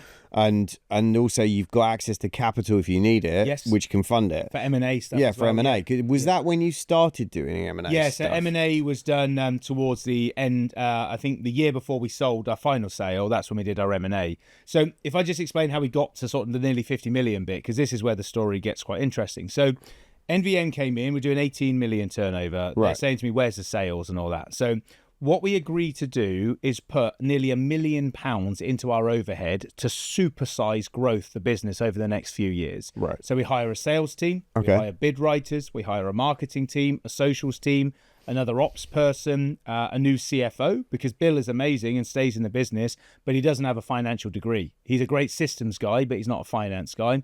So a new CFO, and eventually a new CEO that's going to take the business from me to be able to get it through the final sale that I was involved in. So in that year, we grew to 32 million turnover. But after the 1 million investment? After the 1 million investment. So we grew from 18 to 32 in 1 year because of that investment. But our EBITDA took a hit. Because the EBITDA had gone down. Would do. Yeah, as it would. Because you expect it to, you hope that it's going to continue to grow. Right. The next 2 years after that, the EBITDA came back past what it was percentage-wise, and it was hugely successful. But there was that year where you're going from 18 to 32 million, nearly doubled in size, but your profit hasn't grown. Because it's a lagging indicator. Absolutely. Profit's a lagging indicator of investments. It's not a leading indicator. But the cash was great. All the sales was good. The conversion rate was good. The marketing was great. They're all leading indicators. Yes. Cash is your profit is a lagging indicator. Yes, it's true. That's why most accountants, when they look at people's numbers for the end of the year and go, oh, good year, bad year, it's like, well, you're talking to me about stuff that was a year ago. It's like, it's not relevant. Exactly. Like, where's the leading indicators? It's like, give me that dashboard and I can actually make some smart decisions. We used to focus on things like percentage retention of customers, retention of staff, percentage conversion of wins. So like I had a nearly 80% conversion rate on wins at one point when I was good at sales because I'd only bid on what I could bid on because I didn't have enough resource to do it anyway. So if I bid on something I thought I would win, and 80% of the time I was right, and we were good at that as we got bigger and bigger. But because we'd had the tech businesses early on, we had the verticals. We were across loads of different verticals. Universities, we did some government stuff. We did like public attractions. Right. So we went quite wide on the verticals, but it was always aiming for clients who didn't like big businesses, and we were the small business antidote to them. And when we were so successful within that, and then when I go in as a real charismatic founding entrepreneur, I'm a great guy. I bring donuts to the meeting. We have a chat. I have got all these social initiatives that we've delivered. I can talk very sincerely about what we do. I know the business. It was a really compelling story for clients who've been used to sitting there with 7 blokes sat on this side in blue suits and brown shoes and brown belts. You humanised the same thing. Yeah. You humanised the experience, right? I went in, I was just a normal guy. I was like, hey, how's it going? You humanised it. Yeah. And probably I'd met them at a networking event already. Probably they'd read an article of mine before they'd met me. That's all okay. But then when you go into that room, you have to be that character. Yeah. You have to be bigger than what they think you're going to be. And of course, that's performance for you at the end of the day, like it is on podcasts. And well, there's always an element. There's a slight exaggeration version of that, or it doesn't work, right? Like there's a version, there's a version of you that has to be slightly larger than life for it to get noticed above the noise. Absolutely. If you're trying to fit in, well, great, you're not going to stand out and make any money. The other thing that just worked for us is I say this as £100 billion sector. We created the movement in social value in facilities management. Right. I genuinely think we changed the game. So what does having a social heart business even mean? So look, when you've got facilities management is about people. Right. Every client you meet has staff on their site that work in facilities management. Big facilities management businesses lost touch with the fact that people were important, right? They didn't always pay them on time. They didn't give them... I remember I took on so many engineers and we gave them £150 boot allowance. Previously, they had 25, 30 quid allowance. Now, if you're on your feet for 30,000 steps a day, how do you think you're going to perform in a £25 pair of boots? Not very well. But so basic that I'm just like, this is how... Now, again, I go back to my working class roots because seeing my dad work in a factory, having a decent pair of boots meant that he was more comfortable. Yep. See, it always comes back to family stuff for me. And I was just trying to run a great business. We could evidence and we could tell a story after story around what a great business we were to work for. And we did more extreme things, like we did skydives. So we was like, hey, come and do skydives with us. Or we went to schools and we planted forests in schools because it was a nice thing to do. We made our own honey that had Pareto on it. So we could give you a Pareto jar. Yeah, Market Harbour, a Pareto jar of honey. We supported places in Africa that made washable sanitary towels. Well, I mean, literally, we did 150 different social initiatives. Enterprise, right? Proper. And actually, we were a facilities management business, but really an ESG, environmental social governance consultancy at the same time. But it was real. Yeah. And it wasn't just some greenwash website where it told you all the right things. I was like, hey, do you want to meet the apprentices that we took on? Or do you want to come and plant some things? Do you want to come skydiving with us? Because we've raised 50k for charity now through it. These things were real and you could cut it in half and it was authentic. The sector did not have that. The sector would take a picture of a woman, an ethnic minority woman engineer, put it on their website and put some spiel underneath it and say, we're a social business. It was all lies. She was an actress. She wasn't even part of their business. I would bring in my management team in a sector that's 80% men, that was 50-50 in terms of male-female makeup. We had every protected characteristic was recognised within there in terms of different nationalities and religions and mental health and people that had been through alcoholism and drug use and people who'd come back from suicide. Everybody was represented in my senior team of 15 people. And we and I say this in the nicest way, we referred to ourselves, all 15, as the home of the broken. So if you had been done over in your life at some point, you come into my team and we're going to take on the world. Yeah. And we're going to make some. You're going to money rebuild as well. We're going to rebuild it, and it's going to be safe. You want to come here and talk about anything to any level, you can do it within my team. And look, I was the most broken because I was the one that had a wife and 2 kids at home, and I was never there. And actually, I was the one that was risking all of the stuff that I said was important to me to try and make this business grow. And I've always, that's why I wear rainbow laces and things, because I've always been such an advocate of supporting other marginalized people, because I'm none of those things. I don't have any of those characteristics, but I can be confident. I can be the one that's out there. I can be the protector. I can be outspoken. I can say things that other people can't say. And that's my privilege to be able to do that. So, and when everything I've just said to you, you put that in the right way, it can be so powerful in a sales pitch, especially if you think, yes, we're changing light bulbs, but ultimately we are managing teams that work within environments. And when you start working with clients like ASOS, Deliveroo, Netflix, Facebook, they take for granted that anyone can change a light bulb.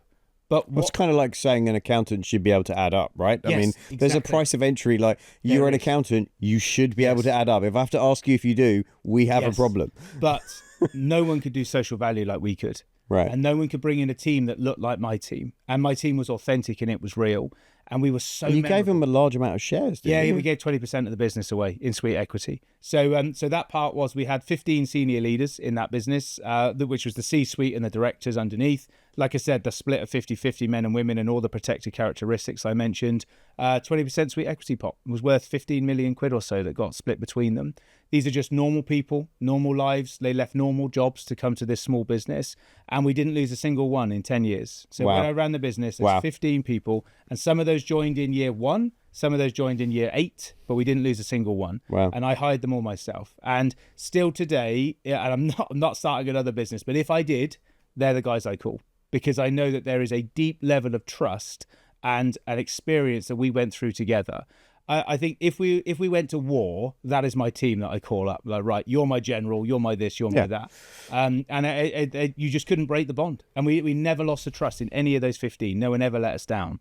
But that was really making sure we hired the right people, and we spent a lot of time on that. And what's your tips for recruiting people like that for entrepreneurs then? My tips for entrepreneurs is you need to trust people, and you need to find people you can trust. That's very hard. The way I did it was I tried to do lots of meetings almost like this. So let's just have a chat. I wasn't really a big, I never ever would go in with 10 questions in an interview and go, oh, question 1, question 2. Never, especially not in my senior hires. Okay. I have, as many entrepreneurs do, I have an intuition. So when I meet someone for the first time, within the first 30 seconds or so, I've decided whether you're joining my team or not. The rest of the hour is just us having a chat to see if I'm right or not, which most of the time I was. But it's just about making sure that you connect with people. This concept of sitting in an interview room over a table like a bloody interrogation in a prison. Well, it is an interrogation, isn't it? That's what it is. But it shouldn't be. No. Because how often do you sit and interact with people like that? And even like team stuff, like get off of teams and meet people and have burgers and coffees and be together. And I would do things like, if we're doing the skydive, and I knew this was a senior role, we did it every year. I said, come to the skydive, I'll pay. Just come and be part of it. Come and meet the team. See if you fit in. What's the vibe like? And the other bit, and I do talk about this a lot, but I mean it. I get so much hate for this online. My main catalyst was, if I call you on a Saturday because there's a problem, and in my world, there are problems on Saturdays. Well, that's and the FM world, though, isn't it? It never turns that's up. the FM world. A lion doesn't stop being a lion at 5 o'clock on a Friday, right? Or like, and look, I mean, some of the stuff's in the press with ZSL, but the Gorillas got out once, right, in 2018. Yeah, you can't go, I'm sorry, we're not back till Monday. Yeah, exactly. I was like that's not... You literally cannot. And on famously on Christmas Day, the reindeer got out, which I love. I mean, that's the best breakout story ever, isn't it? Santa literally let the reindeer out on Christmas Day once. In our world, it's 24 hours a day. Yeah. That's partly why I was always on. When people say, oh, when did you have a break? You don't. Because on the weekend, you work when you need to work, because people are calling you saying there's water coming through the ceiling, or the data center's not working, we can't trade on Monday, all that sort of stuff used to happen. So, but you know that if you're getting into that industry. You do. If you're not in that industry, I think it's very, very hard to relate to that. Yes. Like it just is. Yes. You know, if you're in a job and you work 9 to 5, you don't understand. You don't understand that. Yeah. You can't. Yeah. You don't understand it, right? But so one of the acid tests I used to do was I'd be saying, right, tell me about your weekends. What do you do on the weekend? Because what I was really asking was, when I call you on a Saturday, what is your partner going to be really frustrated about that I'm now disturbing you? Because yes, I'll give you 20% of the business as a group, but I expect you to answer the phone. And actually, so on TikTok, when I say that, people are like, oh, well, I'd have just turned my phone off. I'm like, cool, you turn your phone off, but you're not part of my team. You're not going to be getting the shares. You're not going to be buying a purple Ferrari in your like late 30s.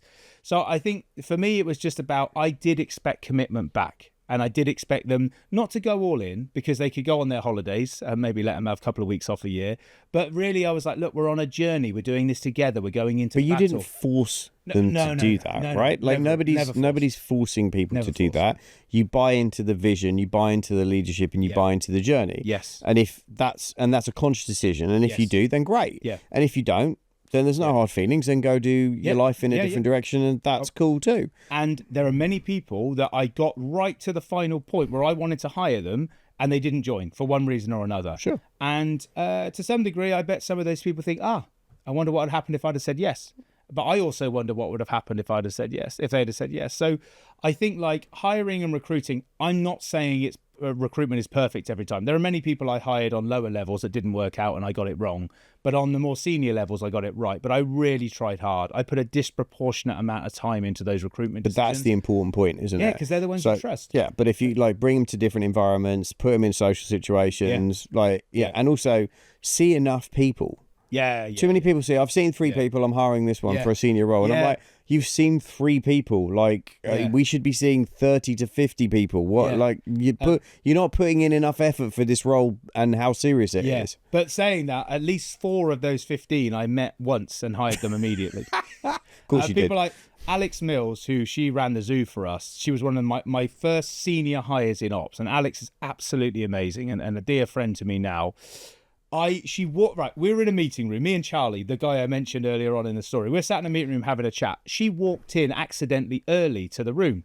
And in the 10 seconds of interaction where she came in and said, "Oh, I'm so sorry, I'll turn around and go back out again," she closed the door, she went out. I said, "Charlie, she's the one. I'm telling you, she's the one." And she came out and she worked for us for 10 years. And she was part of the journey. And on both times when we sold the business, I took the team to Paris on both occasions. We kind of had like a mad one in Paris for a couple of days, which was mad. And the videos I've got of Alex drunk in those places is amazing. But actually, and it was the same woman called Rachel who ran our marketing for us. Exactly the same. The first time I met her, "Rachel, you're the one." And actually, we just got on with it. Now, that isn't my advice. My advice is spend more time. But a couple of times I was just like, "Yeah, you are the one." Yeah, but I'm not. It's like, it's what works for you, right? Like, I mean, if you meet certain people and you go, "I just connect with you," there's something there. Like, great. Yeah. Like, great. Good. Yeah. I think we can get too hung up sometimes on everything has to be process. Yeah. But there has to be an exception from the process, right? Yeah. Which is like, humanize the experience. Yeah. If I meet somebody and I go, "Yeah, that's brilliant. Let's go," then like, great. Yeah. Like you might be right. You might be wrong. As long as you're okay with the fact if I'm wrong, I'm okay to own it. But I was always exception to the process because I never wanted to have processes in anything. And actually, some of the senior ops team, the reason it was important to hire them when we could was so that they put processes in place. Because as an entrepreneur, I didn't really care about process and health and safety and making sure things were always going to be repeatable. I was about where's the next win? How are we going to mobilize it? What's the cash looking like? What's next? And you need people to go back and do it. And the other thing which I famously say is we don't hire dickheads was our culture. So we had this culture where what that really means is if anybody in that top 15 was starting to get a bit above their station or was starting to act out a little bit or be disrespectful, including me, turn around. What are you doing? No ego. Everything all right, mate? Yeah, no ego. Because actually this isn't how we do it here. And Colin, who was one of my senior guys, he had that conversation with me more times than I care to say. But he would pull me back. And he said, "What do you think you're doing? The team are working on it. You need to give them some stuff. Stop firing WhatsApps at them over and over again. They're working on it. We will come back to you when we're ready." If you can have a culture where people are talking in that language, I think is so powerful. Yeah. And because you're a family, you're a unit, you're a community. Yeah. Like I said, eating in Nando's, doing your board meetings. This actually about people and humans, not about processes. You're a tribe at that point. You're a tribe. You're and it is special. And I think you maybe get it once, maybe twice in your life. Oh yeah. Where you get to be in a community where you're something that's building, that you're doing that. It's rare. Yeah. Not everybody gets that. And and it's hard to build. Teams are hard because you can't take account for people, and people go through good days and bad days. But again, just some advice on people. When we meet someone, we take for granted that they're going to be happy. They're going to be happy to see you. Everything's going to be cool. You're going to shake hands. They're happy with everything. People go through stuff every day. Yeah. Maybe they've lost a parent. Maybe they've argued with their partner. Maybe their kids have been nasty to them. Maybe they're running out of money. There's so many things that are going on. You have to take people on face value of that they're humans. Yeah. And we have up and down moments. And I always look at animals. It's like it's with your dog, right? You know if your dog's happy or not because it's wagging its tail. Yeah. Or it's sad or it's limping or it's hungry or it's tired or whatever. And with humans, we don't sort of give the same focus on humans. We sort of just expect them to always be at this sort of level. And I just want. But that's not reality either, is it? I mean, like one of my clients in one of our masterminds, he has this great question. He asks his team on a Monday, and he'll say, "Right, how are you at work 1 to 10?" Yes. And then he says, "And how are you at home 1 to 10?" Yes. Because if you're at work and you're a 6 or and you're at 2 at home, it's like, right, what's going on at home? What are you dealing with? Because people are dealing with stuff. Family gets sick. People are dealing with grief. There's all of that stuff, and anyone saying you leave your emotions at the door, you're just an idiot, right? Like, it's not. We're human beings, and ultimately, if we don't care about people and the life they are going through, we had some pretty challenging stuff in our team. We got a team in the UK and a team in Singapore, right. And there was a death. There was a really horrific death in someone's network and stuff.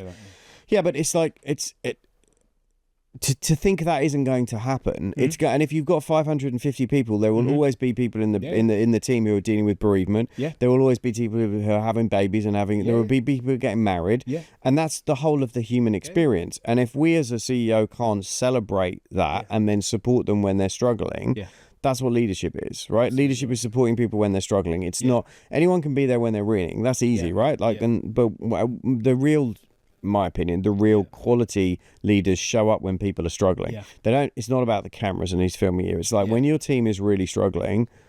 How do you show up at that point? And I'll give you a real example because this worked for us. We gave away interest-free loans. So we gave 150K in total of interest-free loans we gave out in the business across about 5 or 6 years. You could come to Pareto, and if you needed 5K for something, you had to fill out one form, and a decision would be made that afternoon if you get the money. You pay it back over 12 to 18 months. Nice. It was one of the most progressive schemes we ran, and of the 150K we gave out, we got back 148. So about 2K didn't come back to us because the person left before we could take the money back from them. And look, that's just tough shit, right? But in that, someone had a baby through IVF, took 5K out and had a baby. They didn't call it Pareto, but no, surely not. Not Andrew either. No, not Andrew either. No, would have been unfair on the girl, to be fair. I'm not that much of an ego, but someone, I remember they had this dream to go to Japan. Right. Never been. They took 5K out. They went to Japan. Someone joined us. He was an engineer. He joined us. Within 2 weeks, we gave him 5K and he redid his kitchen. And they paid this money back. Now, this, you would say as an entrepreneur, that is wild. Someone's joined you 2 weeks later, you're giving them 5K. And actually, but for me, it was just about showing the commitment. And like word got round that we did that sort of thing.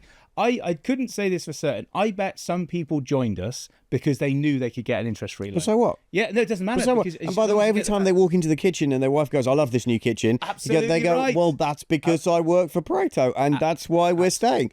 And it's like, completely just treat people as the biggest asset. And like, that's a really smart play because from a retention point of view, the money you save on turnover is like paying for all of that anyway, for goodness sake, right? Like, great idea. Love that idea. No, and that's real. That's 150K. So it all went well. and the business. Well, when did you just? No, I want to wrap up on something before we wrap up, right? Like, so when you were talking to me on the Zoom call before we did this, and you were saying that there was a story where you tried to buy a business and it took 9 attempts. Wow, yes, this is the one where they pulled out 7 times. Yeah, could you just share a bit of that story? I can give you a bit of the. I can't give you the full detail. No, I get that, but okay. I just want to I want you to explain to people like how buying a business isn't always as easy as everybody makes out. And what it really takes to get stuff over the line. I'll redact some of the names, but that's fine. If they watch it, they'll know. So towards the end of, so we were growing, we got to 42 odd million, but we knew that we could go a bit further with some M&A. Now, with M&A, the first place to look is within your supply chain. Right. Go and have a look in your supply chain. Right. So we had a cleaning business that was doing a couple of million turnover, and we were 50% of their income. So we were half of their business. Yeah. I won't go into details. No, it's a self-funding deal if you do that, right? Self-funding deal. Right. So we were actually one of our senior leaders, Chris, who was one of my 15. He'd been out with them on like a night out or whatever, and the owner, a woman, had said to him, "I'm going to be ready to sell soon. You know, what do you think about it?" Now, Chris came to me and said, "Andrew, look, there's this opportunity here." So I went and met with the entrepreneur, and we started having a chat about it. And I was saying, like, how much do you want and whatever. She came back with a number that was reasonable, especially as we were 50% of the income. So we didn't need to do client referencing because we were the client. You were the client. But she had about 100 other small clients. But when you have a concentration of, say, £1 million that's split over 100 customers, obviously that's great because the likelihood of loss after that is really quite low.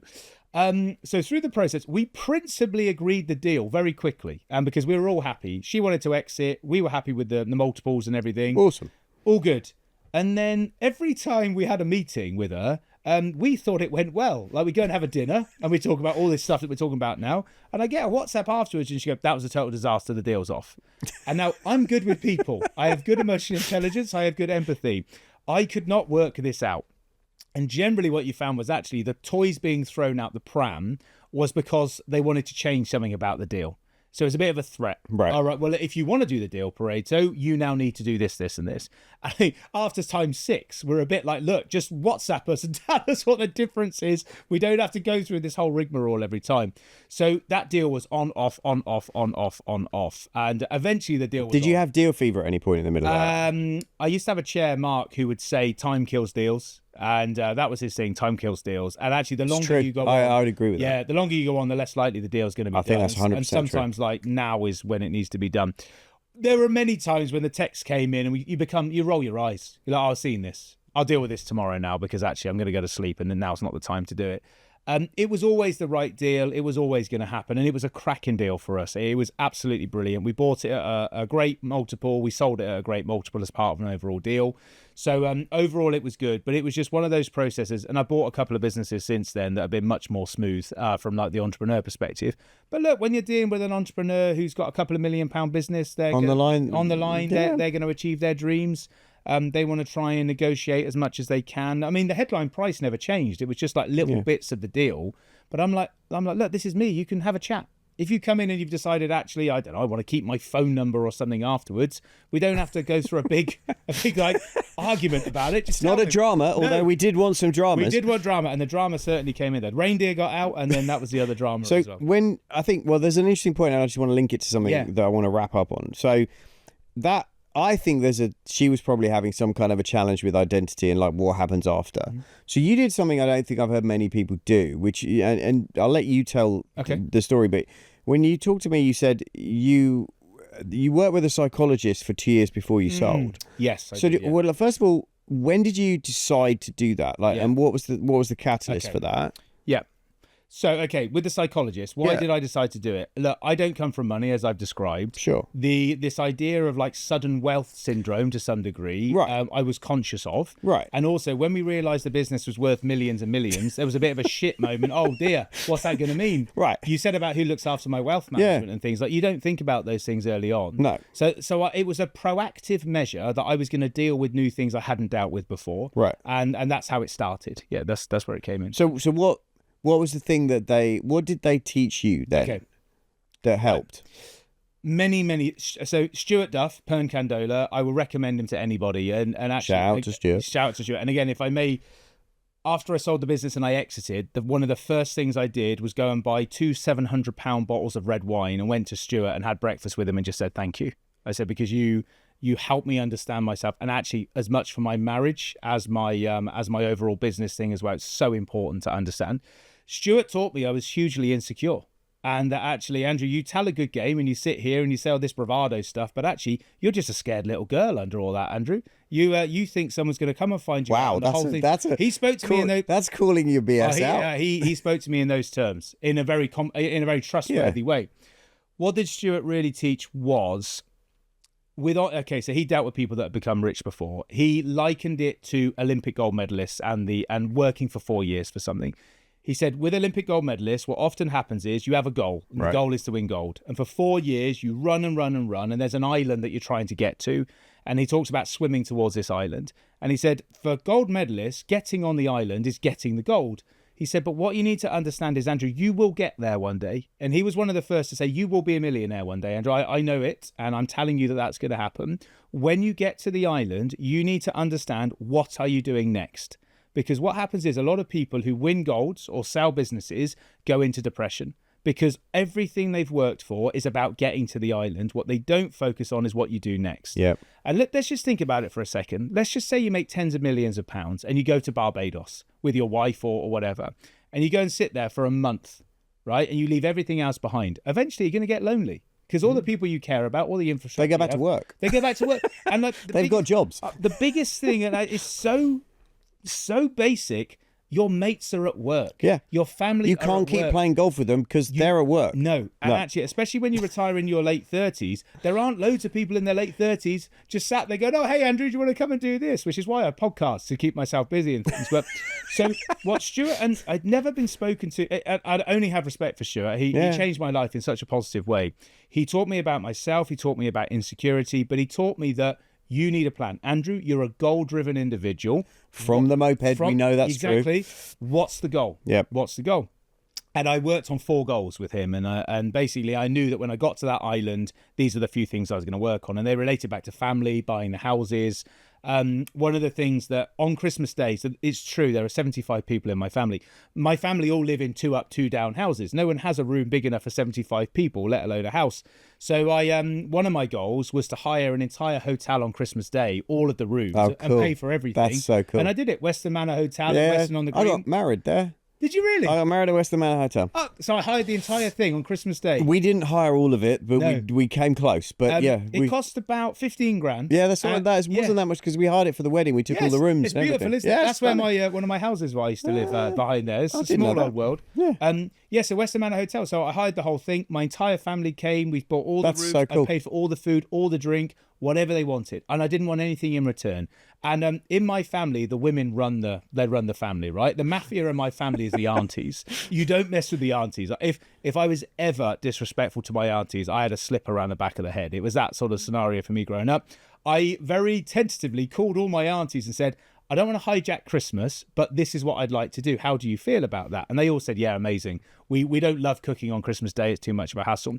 So I had that moment where I walked into a room and every single member of my immediate family was in there on Christmas Day, not worried about money, not worried about anything, drinking whatever they liked, ordering it to the table.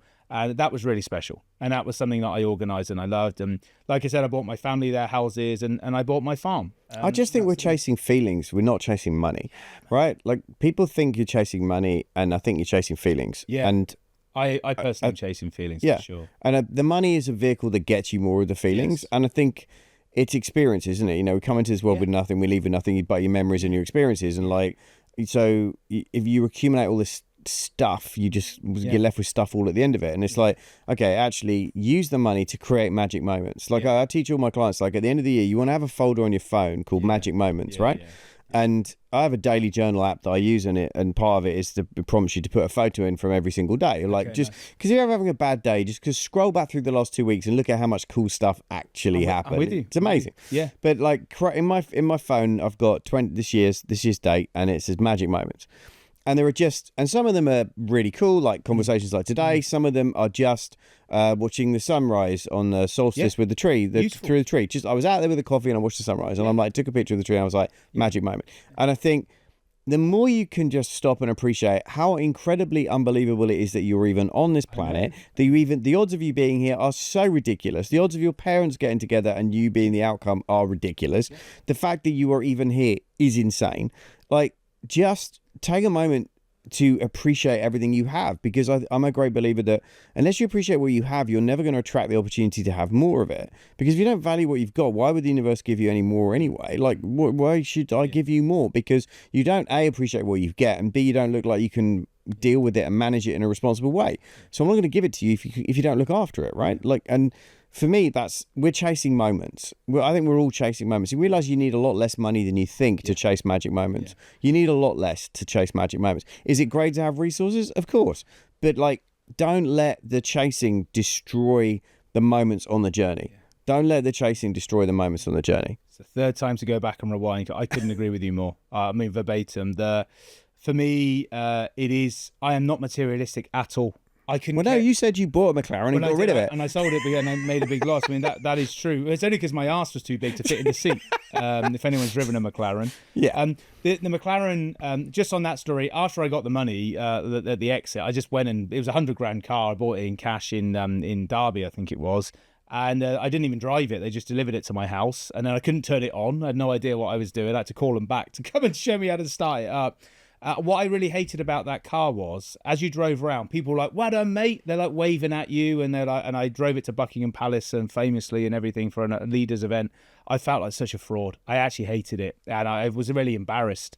And I sold it within 6 months in the winter. I lost 10 grand on it straight away. And it was just a lesson to myself that isn't you. Yeah. And a lot of us, we go on Instagram and you said it earlier on, but chasing other people's success, that was no way my success. And actually, I have loads of other cars and things, but not big flashy ones like that. Isn't life about trying to be authentic? Yeah. Like, to be okay being authentic is like actually the journey we're all trying to get on, right? Yeah. I had experiences where I bought a load of watches because I was trying to be like other people and do all that kind of stuff. Yeah. And it's like, And I just felt like a fraud walking around with it because I'm like, I'm not this guy. I like what I like and I don't like, and that's cool. You like what you like. That's called choice. And I'm great.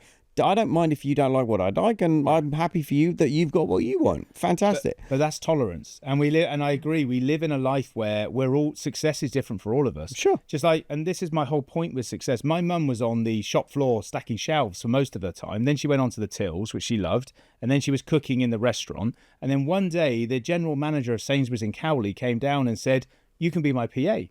And she went to be his PA and she got paid £2 an hour more than she was before. And all she did was write emails and make tea.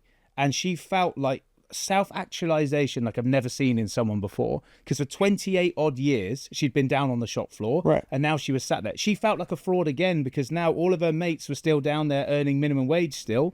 And she was sat there just making teas and doing emails. And she felt like, oh my God, how did I get to this position? I'm so successful.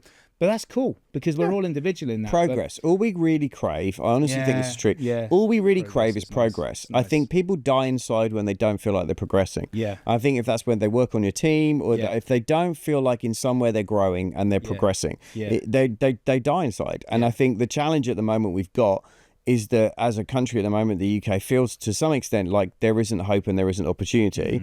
And that's why people feel as angry as they do about it. And I think it's like, well, I don't feel like I've got a chance. And if you take that away from people, that's when you get problems. Yeah. That's when stuff starts to disintegrate and you have a whole other different set of challenges.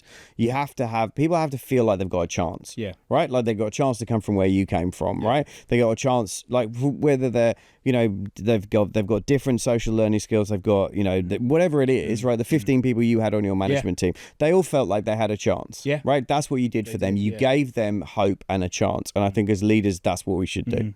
So, nice. One final question for me, and then we're going to do something we haven't done on the podcast before to wrap up. So, first of all, what's your definition of a grown-up business then? Having built a pretty big grown-up business, but I would say, but what's your definition? My definition of a grown-up business is actually the founder is not critical in that business running on a day-to-day basis. Agreed. So you have a group of C-suite and directors that if the founder does go on holiday for 2 weeks, and then actually it runs without them there, and that you have enough infrastructure that the business can run. That's what grown-up means to me. Yeah. Love that. Yeah. And that's true. That's true. That is true. Sellable at some point should you wish to, right? Yeah. But it doesn't need to. And by the way, just for anyone who's in it and running their business, the only reason I was able to exit is because I hired a team, including a CEO. Yeah. So I wasn't the front and center of the next exit. Because if I was, I'd still be in the business. Cool. So we're going to wrap up where I'm going to give you a gift that my wife... Be a gift? There's going to be a gift. We've not done this on the podcast before. Oh my gosh. Right? It does come in one of our Scale Up Summit bags.